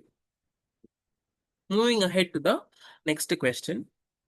So உங்களுக்கு கீழே கொடுத்துருக்கேன் பாருங்க, எந்தெந்த ரெமெடிஸ்லாம் வந்து ரிமைன் ப்ராக்டிகலி எக்ஸெப்ஷன்ஸ், இந்த ப்ரொவிஷன்ஸுக்கு கீழே வந்து நீங்க அப்பீல் ஆர் ரிவ்யூ போறீங்க அப்படின்னா there shall not be any appeal which may lie. ஓகேவா? ஸோ இந்த ப்ரொவிஷன்ஸுக்கு கீழே. Moving ahead to the next question, which is our 13th question. When can a court direct rescission of a contract? எப்போ வந்து court recession கொடுக்கலாம், which can direct rescission. Recession என்னன்னா, ஒரு ஒப்பந்தத்தை நீதிமன்றம் எப்போது ரத்து செய்யலாம். ஒரு கான்ட்ராக்ட் போடுறாங்க, அந்த கான்ட்ராக்டை எப்ப கோர்ட்டு ரத்து செய்யலாம் அப்படின்றது தான் கொஸ்டின். ரெசிஷன்னா சில பசங்களுக்கு வந்து இங்கிலீஷ் மீடியம் படிச்ச பசங்க உங்களுக்கு மேல இருக்கிற ரெசிஷன் சம்டைம்ஸ் படிக்காம போயிருப்பீங்க கான்செப்ட. அப்படி படிக்காம போயிட்டீங்கன்னா கீழே தமிழ்ல இருக்கும். டிஎன்பிஎஸ்சி எக்ஸாம் எழுதுறவங்க உங்களுக்கு தமிழ்ல இருக்கும். அதர் ஸ்டேட் எக்ஸாம் எழுதுறீங்க அப்படின்னா your question will be in Hindi or any other local language, your state லாங்குவேஜ்ல கொஸ்டின் இருக்கு ஆப்வியஸா. ஸோ தமிழ்லையோ இல்லை உங்களோட ரீஜனல் லாங்குவேஜ்லையோ கொஸ்டினை ஒன்ஸ் ரீட் பண்ணீங்கன்னா you will understand it immediately. ஓகேவா? Do not panic. தெரியலையே அப்படின்ற மைண்ட் செட்டுக்கு போக வேண்டாம். Option A, whether the contract is voidable or terminable by the plaintiff, where plaintiff becomes incapable of performing it, whether the contract is illegal at its inception, none of the above. எப்போ court ரத்து செய்ய முடியும் அப்படின்னா உங்களுக்கு answer already ஸ்க்ரீன்ல இருக்கு, நான் சொல்லணும்னு அவசியம் இல்லை. ஏன் ரீட் பண்றேன் அப்படின்னு கேட்டீங்கன்னா எக்ஸாம்ல யூ டேக் டைம் டு ரீட்ல. You don't just blank question read பண்ணிட்டு you don't just answer it blindly. You read all the questions, you think for a while, you reread it, you reread it, then you answer the question. அதுக்கான காரணம் என்னன்னா you are not confident about your answer. When you are confident about your answer, question read பண்ண அடுத்த second first ஆப்ஷனா ஆன்சரா இருந்ததுன்னா obviously you will tick move next to the question. உங்களுக்கு confidence lack ஆகிறதுனால என்ன பண்றீங்க அப்படின்னா you start reading all the questions. ஃபைனலா you get confused to your selves. If you do not know the answer, you choose the wrong one. If you know the answer, you choose the right one. But now, usually என்ன suggest பண்ணுவேன்னா you read all the question all the options. Because sometimes ஒரே மாதிரி sentence இருக்கும். சிம்பிளா இந்த கொஸ்டினே லைட்டா reframe பண்ணி பார்ப்போமே. ஃபர்ஸ்ட் ஆப்ஷன் வந்து உங்களுக்கு whether the contract is voidable or terminable by the plaintiff னு கொடுத்துருக்காங்க. Second option whether the contract is voidable or terminable by the defendant னு கொடுக்குறாங்க. Next whether where the contract is voidable by the plaintiff னு கொடுத்துட்றாங்க. Next option where the contract is terminable by the plaintiff அப்படின்னு கொடுத்துட்றாங்க. நீங்க உங்களுக்கு 4 ஆப்ஷன்ல வந்து ஒருவேளை டிஃபெண்டன்ட் அப்படின்ற பாயிண்ட் உங்களுக்கு தப்புன்னு தோணுனா டிஃபெண்டன்ட்டை தூக்கிடலாம். பட் மற்ற 3 ஆப்ஷனுக்குள்ள கன்ஃபியூஸ் ஆகும் கண்டிப்பா. ஸோ அந்த கன்ஃபியூஷன் போகணும் அப்படின்னா read it once completely then attend the question. Time போகும் தான், ஒன்றும் பண்ண முடியாது. எக்ஸாம்னா அப்படிதான் இருக்கும், டைம் போகும். So our answer is 1. உங்களோட லீகல் பொசிஷன் வந்து first understand what is rescission. So read the first para very well. Next ரெசிஷனோட கோர் ரூல் என்ன அப்படின்னு கீழே கொடுத்துருக்கேன். ஸோ அந்த கோர் ரூல்ஸ் ரீட் பண்ணிக்கோங்க. Fraud, innocent misrepresentation, undue influence, coercion, duress, mistake, இது எல்லாமே நம்ம வந்து கான்ட்ராக்ட்ல வந்து படிச்ச ஞாபகம் இருக்கும். கண்டிப்பா படிச்சிருந்தீங்கன்னா ஞாபகம் இருக்கும். ஓகேங்களா? பாஸ் பண்ணி ரீட் பண்ணீங்கன்னா you will understand. Next 14th, which is not an example of a promissory note. So இந்த மாதிரியான கொஸ்டின்ஸுக்கு ஹவு டு ஸ்டடி அப்படின்னு பார்த்தீங்கன்னா the definition itself does not give you the exact meaning of it gives you the exact meaning basically of what is a promissory note, but it does not give you all the examples of a promissory note. ஓகேங்களா? So கொஸ்டின்ல எக்ஸாம்பிள்ஸை வச்சு ஒரு இப்படி ஒரு இல்லஸ்ட்ரேஷனை காமிச்சு இதுல promissory note எது எது இல்லை அப்படின்னு கேட்கும்போது கண்டிப்பா it will be time consuming. This question is little bit of time consuming எல்லாருக்குமே. ஆனா இந்த மாதிரி கொஸ்டின்ஸை எப்படி படிக்கணும்னு நான் சொல்லிடுறேன். நம்மளோட அந்த 50,000 மல்டிபிள் சாய்ஸ் கொஸ்டின்ல இருந்து உங்களுக்கு கொஸ்டின் வருது இல்லை அப்படின்றதெல்லாம் அப்பாற்பட்டது. ஓகேங்களா? நீங்க கிளியர் பண்றதுக்காக வந்து you don't study, you study because you want to become a judge. Exam clear பண்றதுக்காக if you want to study, that is of no use. You study because you want to become a judge. when you want to become a judge, you need to understand the concept prior. கரெக்டுங்களா? முன்கூட்டியே இதோட அறிவு இருக்கணும். அப்பதான் உங்களால ஒரு ஜட்ஜா செயல்பட முடியும். அப்படி இருக்கும்போது the method to study these kinds of questions are, உங்களுக்கு நான் வீடியோ போடுறது 1 hour 1.5 hours உங்களோட டைமை வந்து நான் எடுத்துக்கிறேன் அப்படின்னு வச்சுக்கோங்க. மிச்சம் இருக்கிற டைம்லாம் என்ன பண்றீங்க? டெய்லி நான் ஒரு வீடியோ போடுறேன், ஒரு 1 மணி நேரம் 1.5 மணி நேரம் எனக்காக ஸ்பெண்ட் பண்றீங்க. எனக்காகன்னு இல்லை, உங்களுக்காக நீங்க ஸ்பெண்ட் பண்றீங்க என் கூட. ஓகேங்களா? மிச்ச டைம் என்ன பண்றீங்க அப்படின்னு பாத்தீங்கன்னா take any one of your books. Promissory note படிக்கிறீங்களா? Take any book, read what is a promissory note. Commentaries இருக்கும், கமெண்ட்ரிஸை ரீட் பண்ணுங்க. சம்டைம்ஸ் ரீசெண்டாக கமெண்ட்ரிஸோடவே பேரக்ட்ஸ்லாம் வருது, அந்த கமெண்ட்ரிஸோட இருக்கக்கூடிய பேரக்ட்ஸ் வாங்கி படிங்க. டெக்ஸ்ட் புக்ஸ்ல வந்து உங்களுக்கு எக்ஸாம்பிள்ஸ் கொடுத்துருப்பாங்க, நிறைய ப்ரெசிடென்ட்ஸ் இருக்கும், கேஸ் லாஸ் இருக்கும். இந்த கேஸ் லாஸ்ல வந்து mister P I O U rupees 1000 அப்படின்னு கொடுத்து இந்த மாதிரியான ஒரு ப்ராமிசரி நோட் வந்து ஒருத்தர் எக்ஸிக்யூட் பண்ணியிருப்பாரு. அந்த ப்ராமிசரி நோட் வந்து வேலிட் கிடையாது அப்படின்னு கோர்ட்டு ஜட்ஜ்மெண்ட் கொடுத்துருப்பாங்க. அந்த லீகல் ஆர்டரையுமே கீழே மென்ஷன் பண்ணியிருப்பாங்க. So only through reading you get to know all these concepts. சரிங்களா? You don't understand blindly through a definition. சிம்பிளா சொல்றேனே, உங்களுக்கு ஆன்சர் நான் கொடுத்துட்டேன், நீங்க வந்து எக்ஸ்பிளனேஷன் பாத்தீங்கன்னா you will understand things better. Promissory note அப்படின்றது செக்ஷன் 4 NIA கொடுத்துருப்பாங்க. A promissory note is an instrument in writing, not being a note, banknote or a currency note, containing an unconditional undertaking signed by the maker a pay to pay a certain sum of money only to or to the order of a certain person or to the bearer of the instrument அப்படின்னு mention பண்ணியிருக்கா. நீங்க அவங்க சொல்லியிருக்கிற விஷயம் அப்படின்னு என்னன்னு பார்த்தீங்கன்னா ரைட்டிங்ல இருக்கணும். நம்ம ப்ரீவியஸா பார்த்த அந்த லைன் வந்து ரைட்டிங்ல இருக்கா அப்படின்னா yes it is an writing. Okay. Not being a bank note or a currency note, yes it is not a bank note or a currency note. Okay. So ஏன்னா அப்படி இருக்கணும் அப்படின்னு இல்லைன்னு மென்ஷன் பண்ணியிருக்காங்க. ஓகேங்களா? ஸோ அது அப்படி இல்லை. So it is an writing. So first டிக்கு. ரெண்டாவது it should contain and unconditional undertaking அப்படின்னு கொடுத்துருக்காங்க. அன்கண்டிஷனல் அண்டர்டேக்கிங் இருக்கா? மிஸ்டர் BIOU அன்கண்டிஷனல் அண்டர்டேக்கிங் இருக்கானா? கிடையாது. அன்கண்டிஷனல் அண்டர்டேக்கிங் அப்படின்ற அந்த கான்செப்ட் டெஃபினேஷன்ல இருக்கு. ஆனா நம்ம டிக் பண்ணி இருக்கிற அந்த ஆப்ஷன்ல அந்த அன்கண்டிஷனல் அண்டர்டேக்கிங் அப்படின்றது மிஸ் ஆகுது. இப்ப நான் மிஸ் ஆகுதுன்னு நான் உங்களுக்கு சொல்லிட்டேன். ஆனா அது மிஸ் ஆகுது அப்படின்றத நீங்க எப்படி how are you going to identify it? Because I have read multiple books on this section. I am able to understand because I have read multiple case laws on this concept. I am able to understand. அப்ப படிச்சவங்க understand பண்றாங்க. நான் எப்படி understand பண்ணிக்கிறது அப்படின்னு நீங்க கேட்கும்போது it is only through reading you will understand.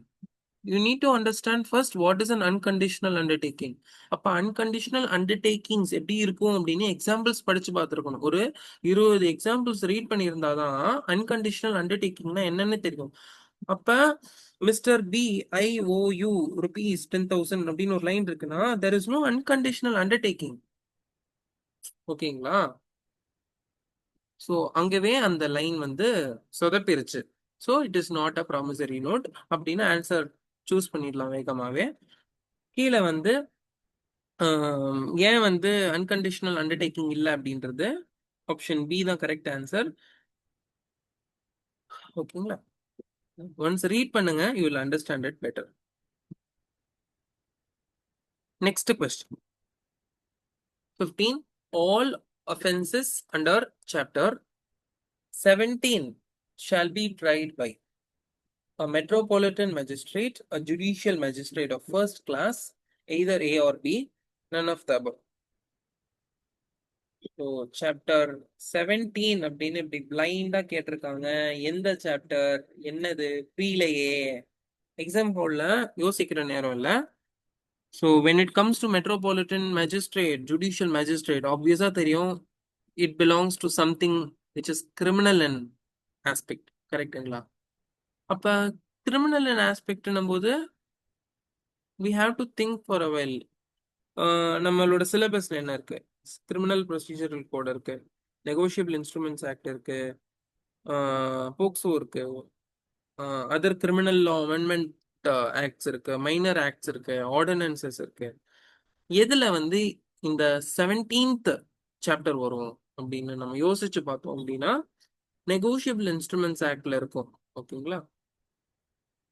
1881 கீழே செக்ஷன் 142 clause 2ல என்ன சொல்லியிருப்பாங்க? சப் clause 2ல என்ன சொல்லியிருப்பாங்கன்னா a metropolitan magistrate in metropolitan areas and a judicial magistrate of first class in other areas are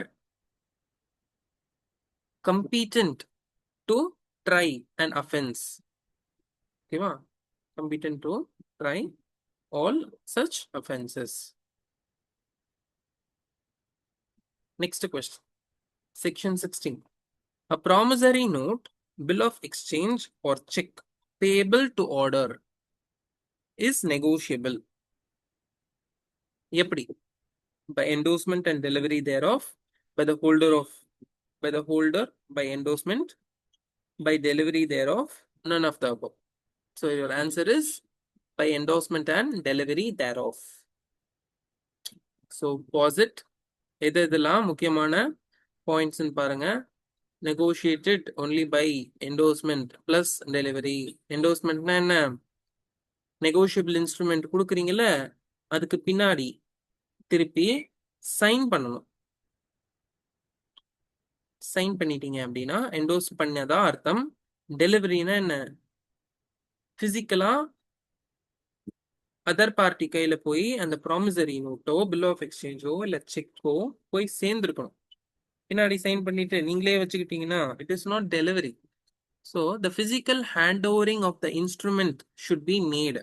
so இது ரெண்டும் நடந்திருந்தது அப்படின்னா then it satisfies the delivery. ஓகேவா? Next question. Which section of the Negotiable Instruments Act defines the words negotiable instruments? இது negotiable instruments ஆக்ட்ல வந்து செக்ஷன்லாம் வந்து கொஞ்சம் prepare பண்ணிக்கோங்க. டெஃபினேஷன் கிளாஸஸ் வந்து கொஞ்சம் இன்டெப்தா உட்காந்து டைம் எடுத்து படிங்க. செக்ஷன் என்ன, சப் கிளாஸ் என்ன. Sometimes section 2 sub clause H G Z வரைக்கும்லாம் இருக்கு சில ப்ரொவிஷன்ஸ்.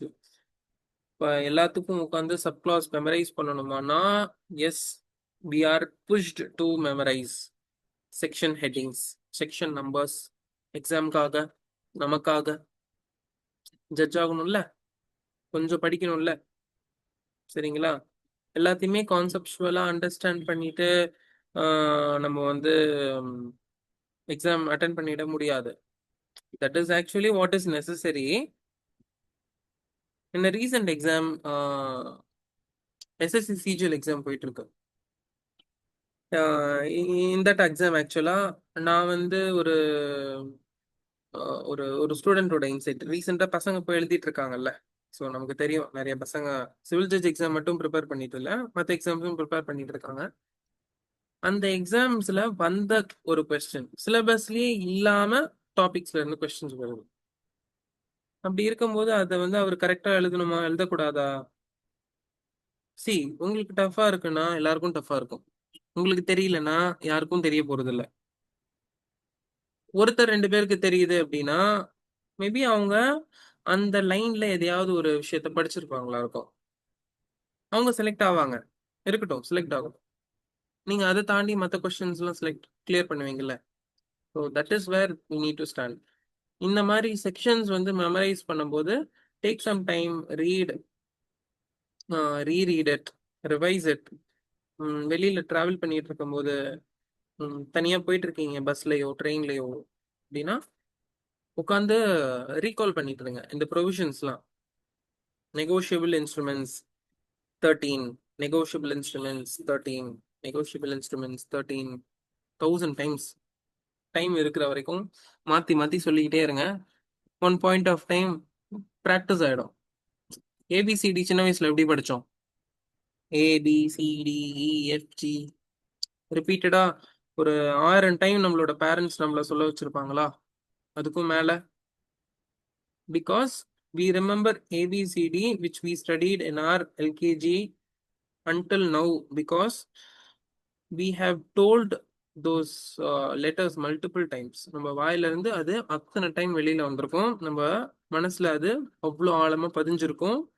நம்பர்ஸ் ஏன் அவ்வளோ மனப்பாடமா பதிஞ்சிருக்கு அப்படின்னா நம்ம அதை அவ்வளோ 1000 டைம் நம்ம வாழ்க்கையில யூஸ் பண்ணிட்டு இருக்கோம், சொல்லிக்கிட்டே இருக்கோம். ஒரு 10 ரூபா நோட்டு கொடுக்கும்போது 10 ரூபான்னு சொல்றோம், 20 ரூபா நோட்டு கொடுக்கும்போது 20 ரூபான்னு சொல்றோம். we tell numbers often. There is one interesting thing which I need to tell you about remembering. நான் வந்து ஒரு ஹிந்தி ஸ்டூடெண்ட். ஆக்சுவலா ஹிந்தி ஸ்டூடெண்ட்னு சொல்லும்போது ஒரு நார்த் இந்தியன் ஸ்டூடெண்ட் தான். அந்த பையன் வந்து for a long time he has not used any numbers it seems because he didn't have any need to use numbers. He remembers numbers from 1 to 50. That I am sure. But நான் 86க்கு ஹிந்தில என்ன அப்படின்னு எனக்கு தெரியல ஆக்சுவலா, to be frank. இப்போ 99னா நின்யான் அப்படின்னு தெரியும். இப்போ 1 2 3 4 5 6 7 8 9 10 11 12 13 14 21 22 23 நானும் சொல்லிடுவேன். ஒரு 50 வரைக்கும் அட்லீஸ்ட் சொல்லிடுவேன்னு வச்சுக்கோங்களேன். ஆனா எனக்குமே வந்து அந்த 50க்கு மேல இருக்கிற நம்பர் சொல்றதுல டிஃபிகல்ட்டி ஃபேஸ் பண்ணினேன். Because Hindi is not much necessary for us. பேசிக்கா we belong to our state, so we don't have the necessity to study. Interest இருந்தா படிக்கலாம், அவ்வளவுதான். சிம்பிள். கரெக்டுங்களா? இப்ப அதர் ஸ்டேட்ஸ்ல இருந்து இப்ப நீங்க வீடியோ பார்த்துட்டு இருக்கீங்க அப்படின்னா, you may be from a Telugu regional background, or you might be a Kannadigan, or you might be person from Kerala. உங்களுக்கு உங்களோட லாங்குவேஜ் வந்து நல்லா கான்ஃபிடென்ட்டா இருப்பீங்க. இங்கிலீஷ் வந்து காமனா எல்லாருக்கும் தெரியும். இதை தாண்டி ஹிந்தி, இப்போ ஒரு நீங்க ஹிந்தி ஸ்டூடெண்டா இருந்தீங்க, நார்த் இந்தியால இருக்க யூபியில இருக்கக்கூடிய ஒரு ஸ்டூடெண்டா இருக்கீங்கன்னா, உங்களுக்கு ஹிந்தி உங்களோட மதர் டங், இங்கிலீஷ் உங்களுக்கு தெரியும். இந்த ரெண்டு விஷயம் அவ்வளவுதான்.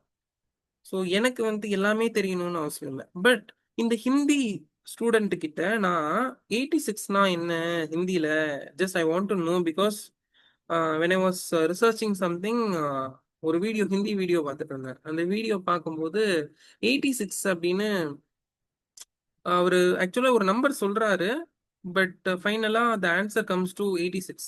ஒரு மேத்தமேட்டிக்கல் ப்ராப்ளம் பார்த்துட்டு இருக்கும்போது அப்ப அவர்கிட்ட கேக்குறேன், 86க்கு ஹிந்தில என்ன அப்படின்னு கேக்குறேன். To confirm whether that video the person said in the video said 86 or any other number அப்படின்னு. Because I had the clue that it is 86. அவருக்கு வந்து மறந்துருச்சு. கேட்டா என்னங்க ஜி 86 தெரியலங்கிறீங்க அப்படின்னா, bro I forgot, I need to check அப்படின்னு சொல்லிட்டு he checked it on the internet. What is 86? Then he told me. நானே செக் பண்ணியிருப்பேன். ஓகேங்களா? The reason behind forgetting is he didn't use it often. நம்ம ஒரு விஷயத்த ஆஃபனா use பண்ணிக்கிட்டே இருக்கும்போது we remember things. ஸோ இந்த மாதிரி ப்ரொவிஷன்ஸ் படிக்கும்போது you keep repeating it in your mind, ஆட்டோமேட்டிக்கா எக்ஸாம்ஸ்ல வரும். ஸோ கீழே section 14 defines what is negotiation, section 15 defines what is endorsement, section 13A defines, so it is what it was later inserted into the as a provision in the Negotiable Instruments Act of 1881. So, negotiable instrument was not previously part of the Negotiable Instruments Act of 1881, but later it was inserted. Okay. Next is section, question number 18.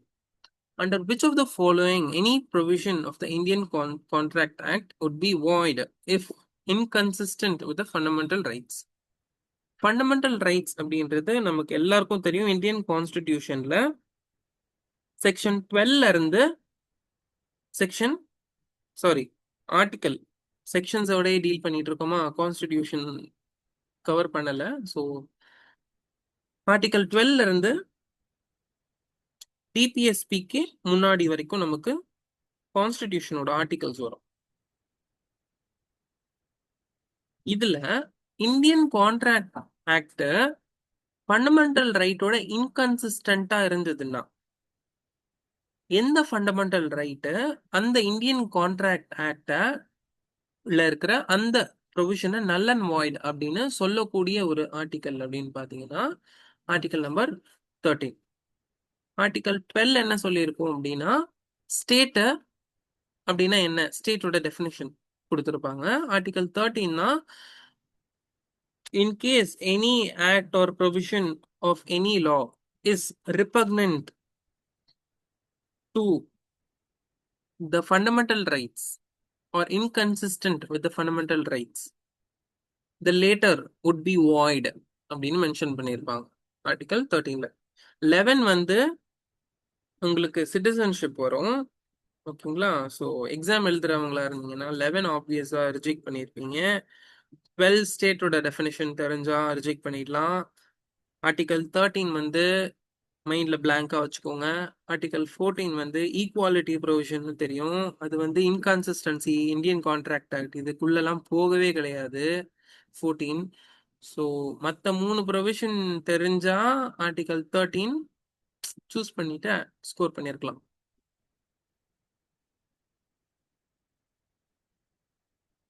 Next question. Section 69 of the Indian Contract Act 1872 embodies which of the following doctrines? So இந்த மாதிரியான questions கேட்கும்போது negative marking இல்லை. டிஎன்பிசியா இருக்கட்டும், any state civil judicial service எக்ஸாமா இருக்கட்டும், we don't have negative marking. That is a great boon to us. But still in certain states there is negative marking. So மைண்ட்ஃபுல்லா இருங்க. பட் காமனா மற்ற ஸ்டேட்ஸ்ல வந்து நெகட்டிவ் மார்க்கிங் வந்து இல்லை. தெரியலையா? ஜஸ்ட் நன் ஆஃப் தீஸ்லாம் சூஸ் பண்ணாதீங்க. அவங்க ஏதோ அவங்க ஒரு கொஸ்டின் டாக்டர்னு கேட்டிருக்காங்கன்னா அந்த டாக்டர்னு பார்த்துருக்காங்க, அதனாலதான் அந்த கொஸ்டினை ஃப்ரேம் பண்ணியிருக்காங்க. நன் ஆஃப் தீஸ் அப்படின்னு கேட்கறதுக்கு ஒரு கொஸ்டின் ஃப்ரேம் பண்ணணும்னு அவசியம் இல்லை. நன் ஆஃப் தீஸ் இல்ல நன் ஆஃப் த அபவ் அப்படின்ற ஆப்ஷன்ஸ் எப்போ வரும் அப்படின்னா வேகா இருக்கும். கொஸ்டினே பார்த்தீங்கன்னா வேகா இருக்கும். ஆப்ஷன்ஸ் எல்லாம் ஒரு மாதிரி பிளைண்டா ரேண்டம் வேர்ட்ஸா இருக்கும். இல்ல வந்து காமனா எம்சிக்யூ மாதிரி இருக்காது. அந்த மாதிரி இருந்தா மட்டும்தான் நன் ஆஃப் த அபவ்லாம் வரும் ஆன்சரா. ஸோ நன் ஆஃப் தீஸ் இல்ல. Doctrine of frustration, implied contract 69. So section படிக்காம we won't be able to know what it is. At least அந்த செக்ஷன் என்னன்னு சொல்லியிருந்தாங்கன்னா வந்து டாக்டர்னு சூஸ் பண்ண ஈஸியா இருக்கும். But doctrine of frustration, implied contract, unjust enrichment, so பிளைண்டா தான் இருக்கும். இந்த மாதிரி சுச்சுவேஷன்ஸ்ல நெகட்டிவ் மார்க்கிங் இல்லாதப்ப what I will suggest is, answer சுத்தமா தெரியல அப்படின்னா choose B or C, universal option.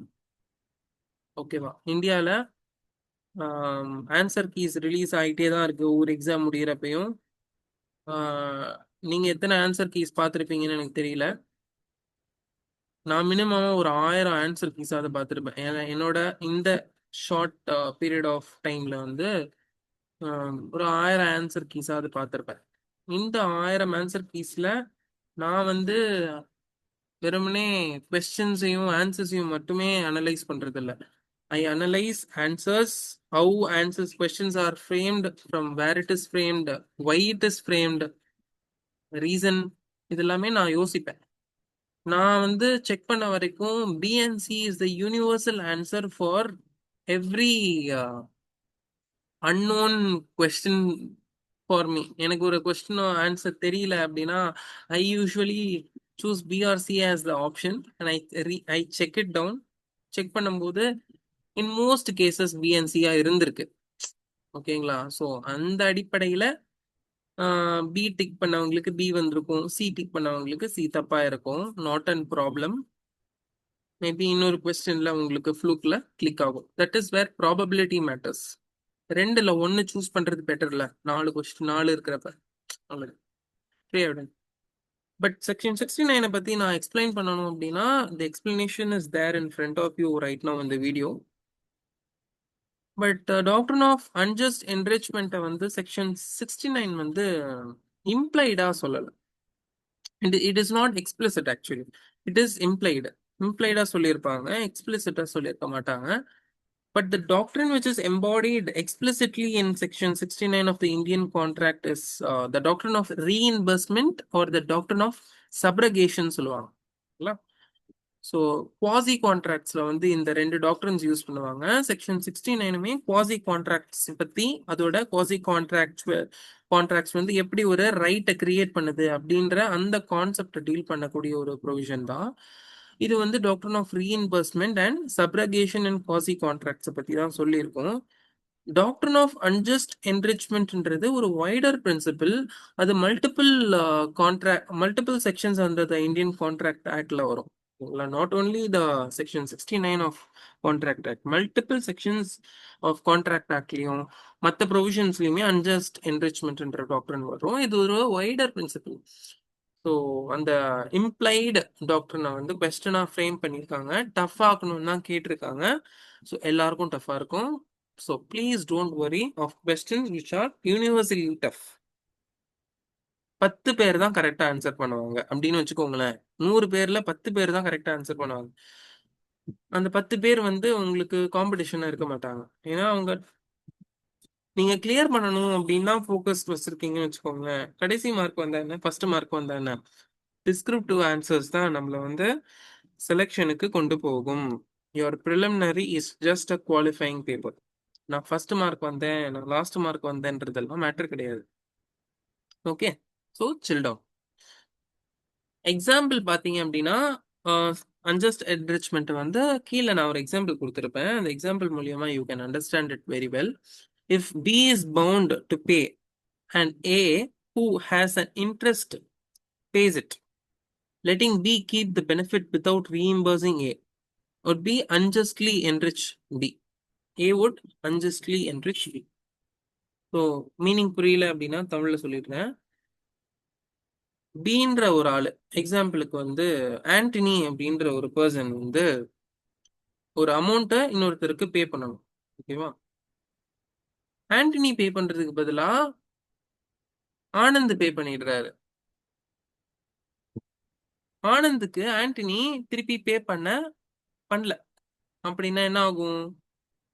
This நான் payment would become an unjust enrichment to B.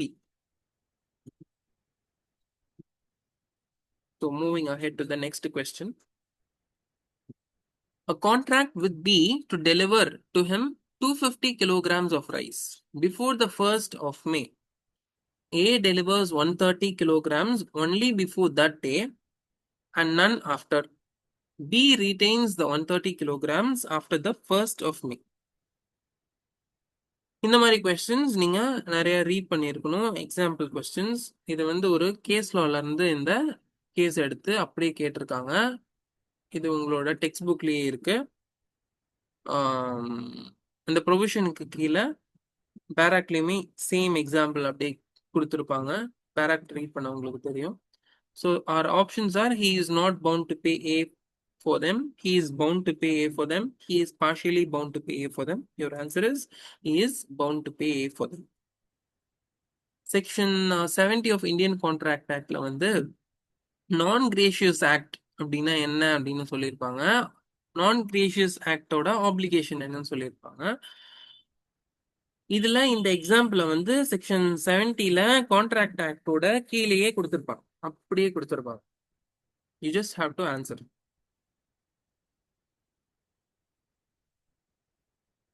Next question.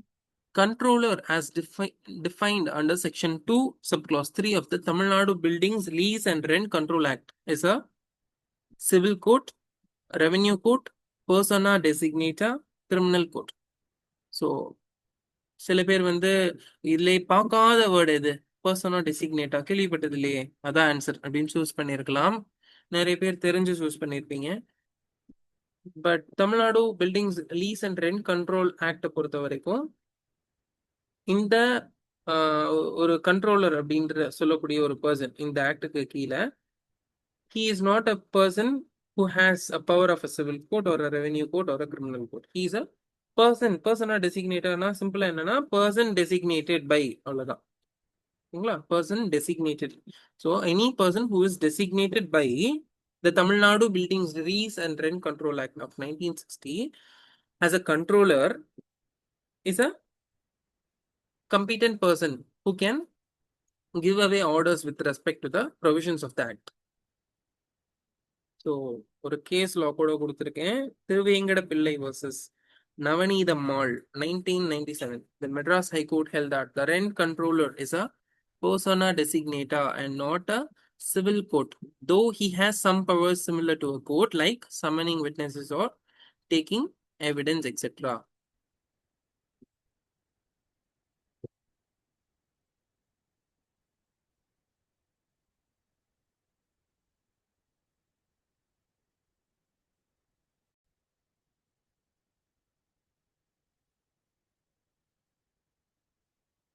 Next question. What is the time limit prescribed for entering into an agreement for tenancies in existence at the time of commencement of the Tamil Nadu Regulation of Rights and Liabilities of Landlords and Tenants Act 2017? Your answer is 575 days. இது உங்களுக்கு அந்த act minor acts கொஞ்சம் படிச்சிருந்தீங்க அப்படின்னா இந்த நம்பர்ஸ்லாம் வந்து மறக்காது. 575லாம் ரொம்ப ஆடான ஒரு நம்பர். ஓகேங்களா? ஸோ இந்த ஆக்ட் ஜஸ்ட் ஒன்ஸ் ரீட் பண்ணிட்டு எக்ஸாம் போயிருந்தா இதெல்லாம் அட்டென்ட் பண்ணிடலாம். பாஸ் பண்ணி ஒன்ஸ் ரீட் பண்ணிக்கோங்க. அதை திருப்பி எக்ஸாம்ஸ்ல வர வாய்ப்பு நிறைய இருக்கு. A tenancy that has expired and not renewed for a further period and the landlord has not demanded possession is deemed to be extended for a period of 6 months. Pause and read as I already told you. Next question, 24. The Electoral College for election of President of India consists of members of both the houses of the Parliament and Legislature Assembly of the state, members of the Indian Administration Service, members of the central and state cabinets, members of the legislative councils of the states, members of both the houses of parliament and legislature assemblies of the states. Answer. Next question, 25. A judge of the High Court may resign by a letter addressed to Chief Minister of the State, Governor of the State, Chief Justice of India, President of India. So judge of high கோர்ட்டாக இருந்தாலும் சரி, supreme கோர்ட்டாக இருந்தாலும் சரி, chief ஜஸ்டிஸாக இருந்தாலும் சரி, resign பண்ணணும்னா president of இந்தியாவுக்கு ஒரு லெட்டர் எழுதி கொடுத்துட்டு தான் ரிசைன் பண்ண முடியும். So correct option is option D. Next question. X was accused of a criminal offense by Y and the case pending on for 12 years, during which not a single witness was produced by the prosecution. Which of the following article of the Constitution of India in this case was violated? So ஒருத்தர் மேல criminal offence இருக்கு, 12 வருஷமா ஒரு case பெண்டிங்ல இருக்கு, இன்னும் ஒரு witness கூட prosecution கொண்டே வரல அவருக்கு எதிரா அப்படின்னா எந்த ஆர்டிக்கல், கான்ஸ்டிடியூஷன்ல இருக்கிற ஆர்டிக்கல் அவருக்கு சாதகமா செயல்படும் அப்படின்னு சொல்லியிருக்காங்க. Your correct answer is Article 21.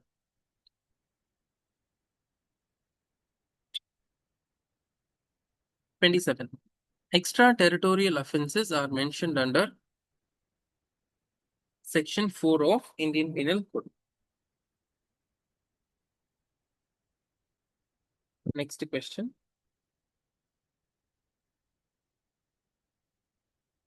Which is wrong in respect of wrongful gain? Gain of some property, property to which a person is not legally entitled, gain by way of unlawful means, none of the above. Wrongful gain அப்படின்றது wrongful gain of some property. IPC section 23ல சொல்லியிருப்பாங்க, pass பண்ணி read பண்ணிக்கோங்க. Section 20, question 29. Which statement is not correct with regard to counterfeit? Counterfeit currencies சொல்லுவாங்க.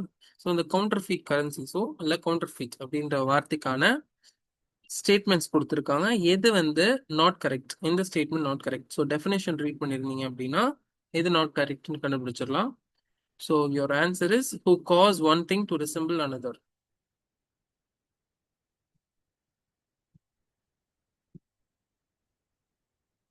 So பிஎன்எஸ்லயும் section என்னென்ன கீழே mention பண்ணியிருக்கேன்.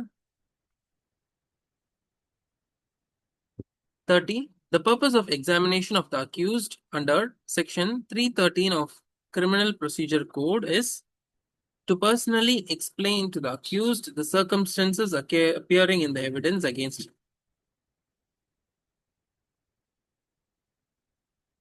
Next question. Generally, a copy of FIR is filed by the police officer to the magistrate to take cognizance in compliance with section 156, 157, 158, 159. 157. So 157 இருந்த அந்த provision வந்து காக்னசன்ஸ் police எடுக்கணும் இன்வெஸ்டிகேஷனுக்கு அப்படின்னு, அந்த காப்பியை மேஜிஸ்ட்ரேட்டுக்கு அனுப்பணும் அப்படின்ற அந்த ப்ரொவிஷன் நியூ லால வந்து 175 அப்படியே விட்டா 157, 175ல இருக்கு. 32. The principle of proving beyond reasonable doubt applies to criminal proceedings only is the answer. Legal position வந்து ஓல்ட் அண்ட் மாடர்ன் லாஸோட எவல்யூஷன்ல இருந்து தான் எடுக்கிறோம். ஓகேங்களா? ஸோ பியாண்ட் ரீசனபிள் டவுட் வந்து எவல்யூஷன்ல இருந்து தான் எடுக்கிறோம். ஸோ ஓல்டு கான்செப்ட் வந்து English common எரா concept 18th century பீரியட்ல இந்த கான்செப்ட் நிலுவையில இருந்தது. இப்போ வந்து நியூ லா மாடர்ன் அப்ளிகேஷன்ஸ்லாம் வந்துருச்சு. Next question, section 33. Question number 33. Section 68 of the Evidence Act sets out the mode of proving will and instruments requiring attestation by two witnesses.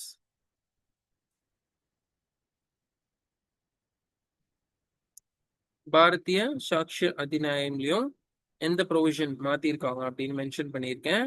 இப்ப வந்து section 67ல இருக்கு, 68ல இல்ல அது. Next question, in a parliamentary democracy real powers of the state are vested in the. Answer வந்து உங்களுக்கு council of ministers headed by the prime minister. ஒருவேளை நீங்க ஆன்சர் கையில வச்சிருக்கீங்க, TNPSC civil judge exam release பண்ண ஆன்சர் கையில வச்சிருக்கீங்கன்னா அதுல வந்து உங்களுக்கு ஆன்சர் கீழே வந்து பார்லிமெண்ட் அப்படின்னு கொடுத்துருப்பாங்க. அது உங்களுக்கு ஆன்சர் தப்பா கொடுத்துருந்தாங்க. அதுக்கப்புறம் ரிசல்ட் ரிலீஸ் பண்ணும்போது கரெக்ட் பண்ணி தான் அவங்க வந்து ரிசல்ட் ரிலீஸ் பண்ணாங்க. So your answer is actually council of ministers headed by the prime minister. Once read பண்ணிக்கோங்க, ஆர்டிகல் 75 clause 3ல மென்ஷன் பண்ணியிருப்பாங்க.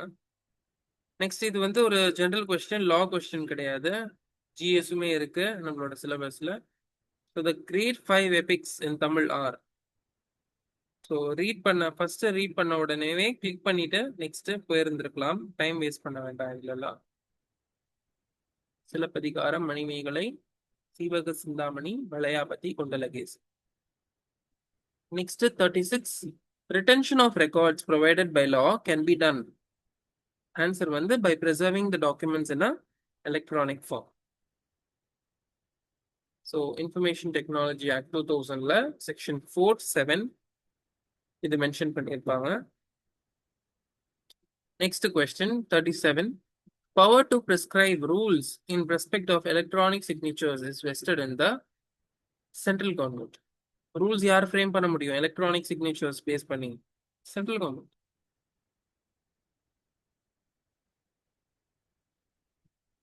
Next 38, attachment made under the Criminal Law Amendment Ordinance 1944 is normally valid for a period of. இது minor ஆக்ட்ல இருந்து கேட்டிருக்காங்க. It is valid for the period of 3 years, 90 days, 1 year, none of the above. உங்களோட answer none of the above.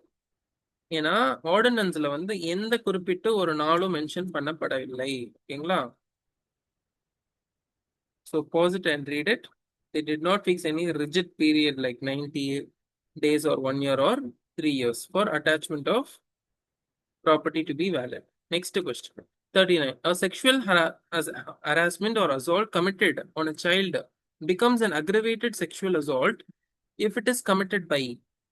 யாரு commit பண்ணா ஒரு sexual அசால்ட்டை, யாரு commit பண்ணா ஒரு சைல்டு மேல, அது அக்ரவேட்டட் செக்ஷுவல் அசால்ட்டா மாறிடும் அப்படின்னா ஒரு police officer in course of his duties commit பண்ணா. ஏன்? Because he needs to safeguard the child. இல்ல, ஒரு ரெஸ்பான்சிபிள் பர்சனே வந்து ஒரு செக்ஷுவல் அசால்ட் கமிட் பண்றப்ப it becomes an aggravated sexual assault. Section 9 of the POCSO mention பண்ணியிருப்பா. செக்ஷன் 9ல வந்து நார்மல் செக்ஷுவல் அசால்ட்னா என்னன்னு மென்ஷன் பண்ணியிருப்பாங்க. 7 and 8ல வந்து உங்களுக்கு அக்ரவேட்டட்னா ரெஸ்பான்சிபிள் பொசிஷன்ஸ்ல இருக்கிறவங்க கமிட் பண்ணா அப்படின்னு மென்ஷன் பண்ணியிருப்பாங்க. ஸோ போலீஸ் ஆஃபீஸர் மட்டும் கிடையாது, it also includes any person who is under an authority or trust. Police officer, member of an armed forces, security forces, public servants, jail staff, remand ஹோம்ஸ்ல இருக்கிற employees, ஹாஸ்பிட்டல்ல இருக்கிற doctors, nurses, compounder, இவங்கெல்லாம் educational or religious இன்ஸ்டிடியூஷன்ஸ்ல இருக்கிற teachers, heads of institutions, religious heads, இல்லை relative, guardian, teacher, personal கஸ்டடியில் ஒரு சைல்டை வந்து கொடுத்துட்டு போயிருக்காங்க பார்த்துக்கோங்கன்னு, இந்த மாதிரி சுச்சுவேஷன்ஸ்ல யாராவது பண்ணாங்கன்னா அது அக்ரவேட்டட் செக்ஷுவல் அசால்ட். ஓகேங்களா? Next question 40, the following provisions of the Protection of Children from Sexual Offences Act 2012 imposes an obligation on certain persons to report suspected offences against children. So ஒரு சில பேர் வந்து செக்ஷுவல் அஃபென்சஸ் கீழே 2012ல ஒரு sexual offence ஒரு சைல்டுக்கு எதிராக நடக்குதுன்னா கண்டிப்பா அதை வந்து ரிப்போர்ட் பண்ணணும். ரிப்போர்ட் பண்ண மறுத்துட்டாங்கனாலே they have also committed an offense ன்னு அர்த்தம். அப்படின்னு எந்த செக்ஷன்ல மென்ஷன் பண்ணியிருக்காங்கன்னா 21. 2022லயுமே மென்ஷன் பண்ணியிருப்பாங்க. ஆனா ஆப்ளிகேஷன் 21ல இம்போஸ் பண்ணியிருப்பாங்க. பண்ணலைன்னா பனிஷ்மெண்ட் வரைக்கும் இருக்கு, 6 months ஜெயிலு, ஃபைன் எல்லாமே இருக்கு. Okay, so it is mandatory and not option. Whereas 20ல வந்து they have made it as not mandatory, it is option. Media studios photographic ஃபெசிலிட்டிஸ்ல இருக்கிறவங்க வந்து ரிப்போர்ட் பண்ணணும் அப்படின்றது. Next question 41. Shared household under the provisions of the Protection of Women from Domestic Violence Act 2005 includes. Your answer is all of the above. Shared household அப்படின்னா என்ன அப்படின்னா, domestic violence ஆக்டுக்கு கீழே house belonging to the women, house belonging to the husband of the women, belonging to the joint family of the husband, who is a member, all of the above.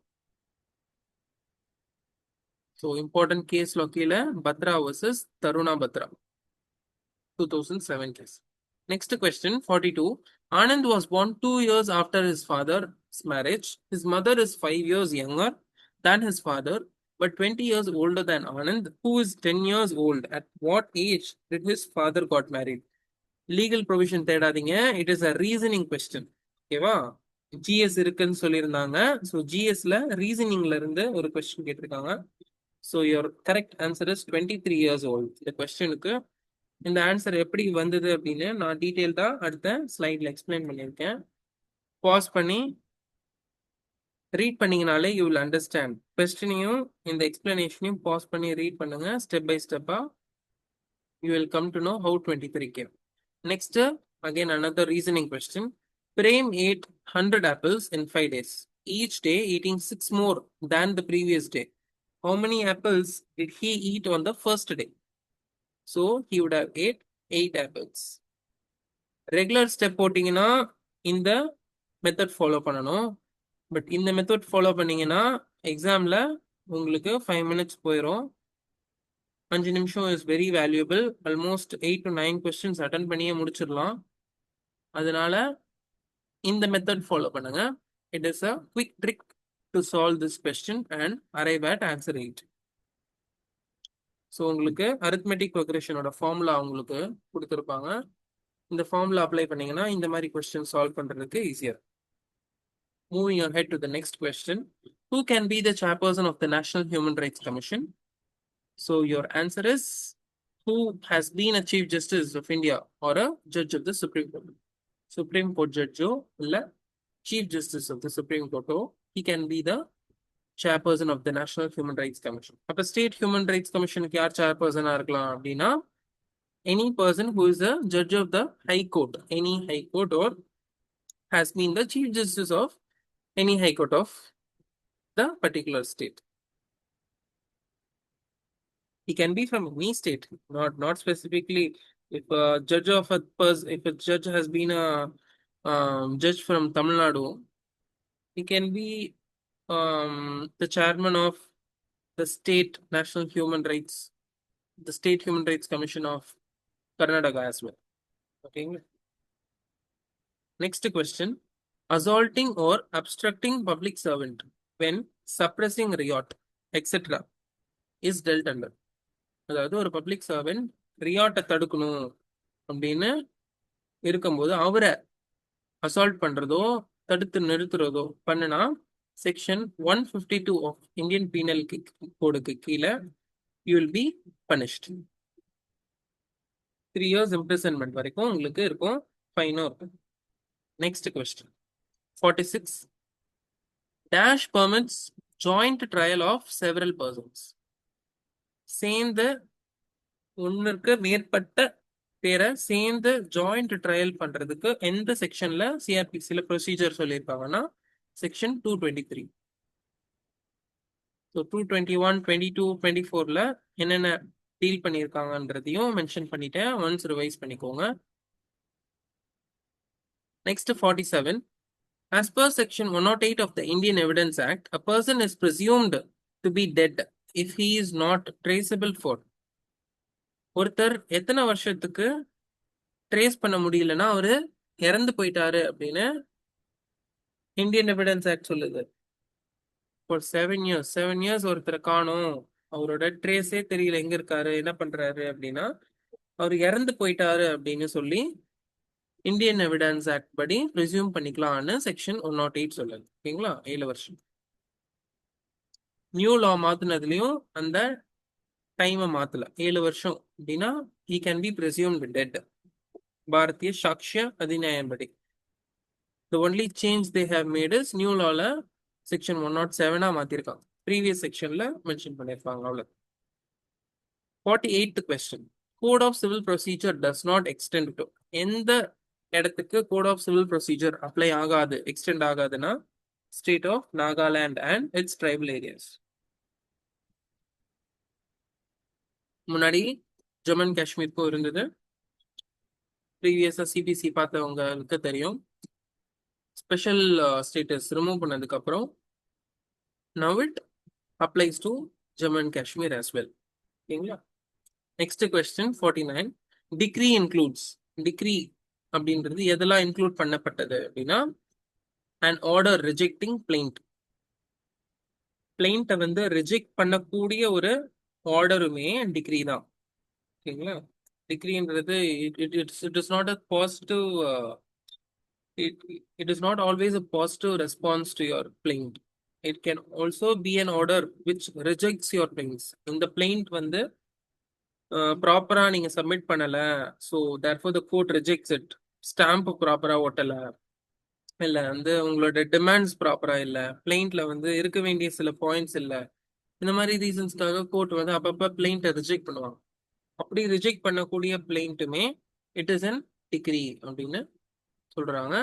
Section 2 subsection 2 of CPC. Last and final question.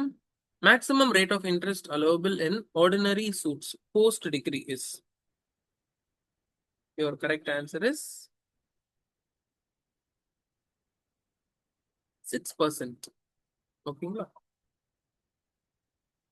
ப்ரீசூட் interest அப்படின்னு ஒன்று இருக்கு. Before filing the case என்னன்னு, pendency இருக்கும்போது என்ன, pendency light interest, post degree interest என்ன அப்படின்னு இருக்கு. Statutory limit post degree இன்ட்ரெஸ்ட்டுக்கு இருக்கு.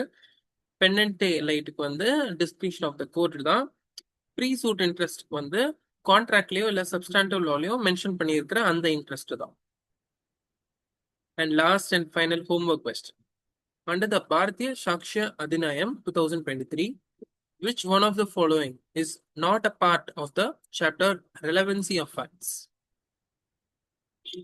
So answers comment section la mention பண்ணுங்க. So I end this series of part 2 of 50,000 multiple choice questions from 50 to 100 MCQs. So see you in the next interactive lively session. Until then, stay tuned.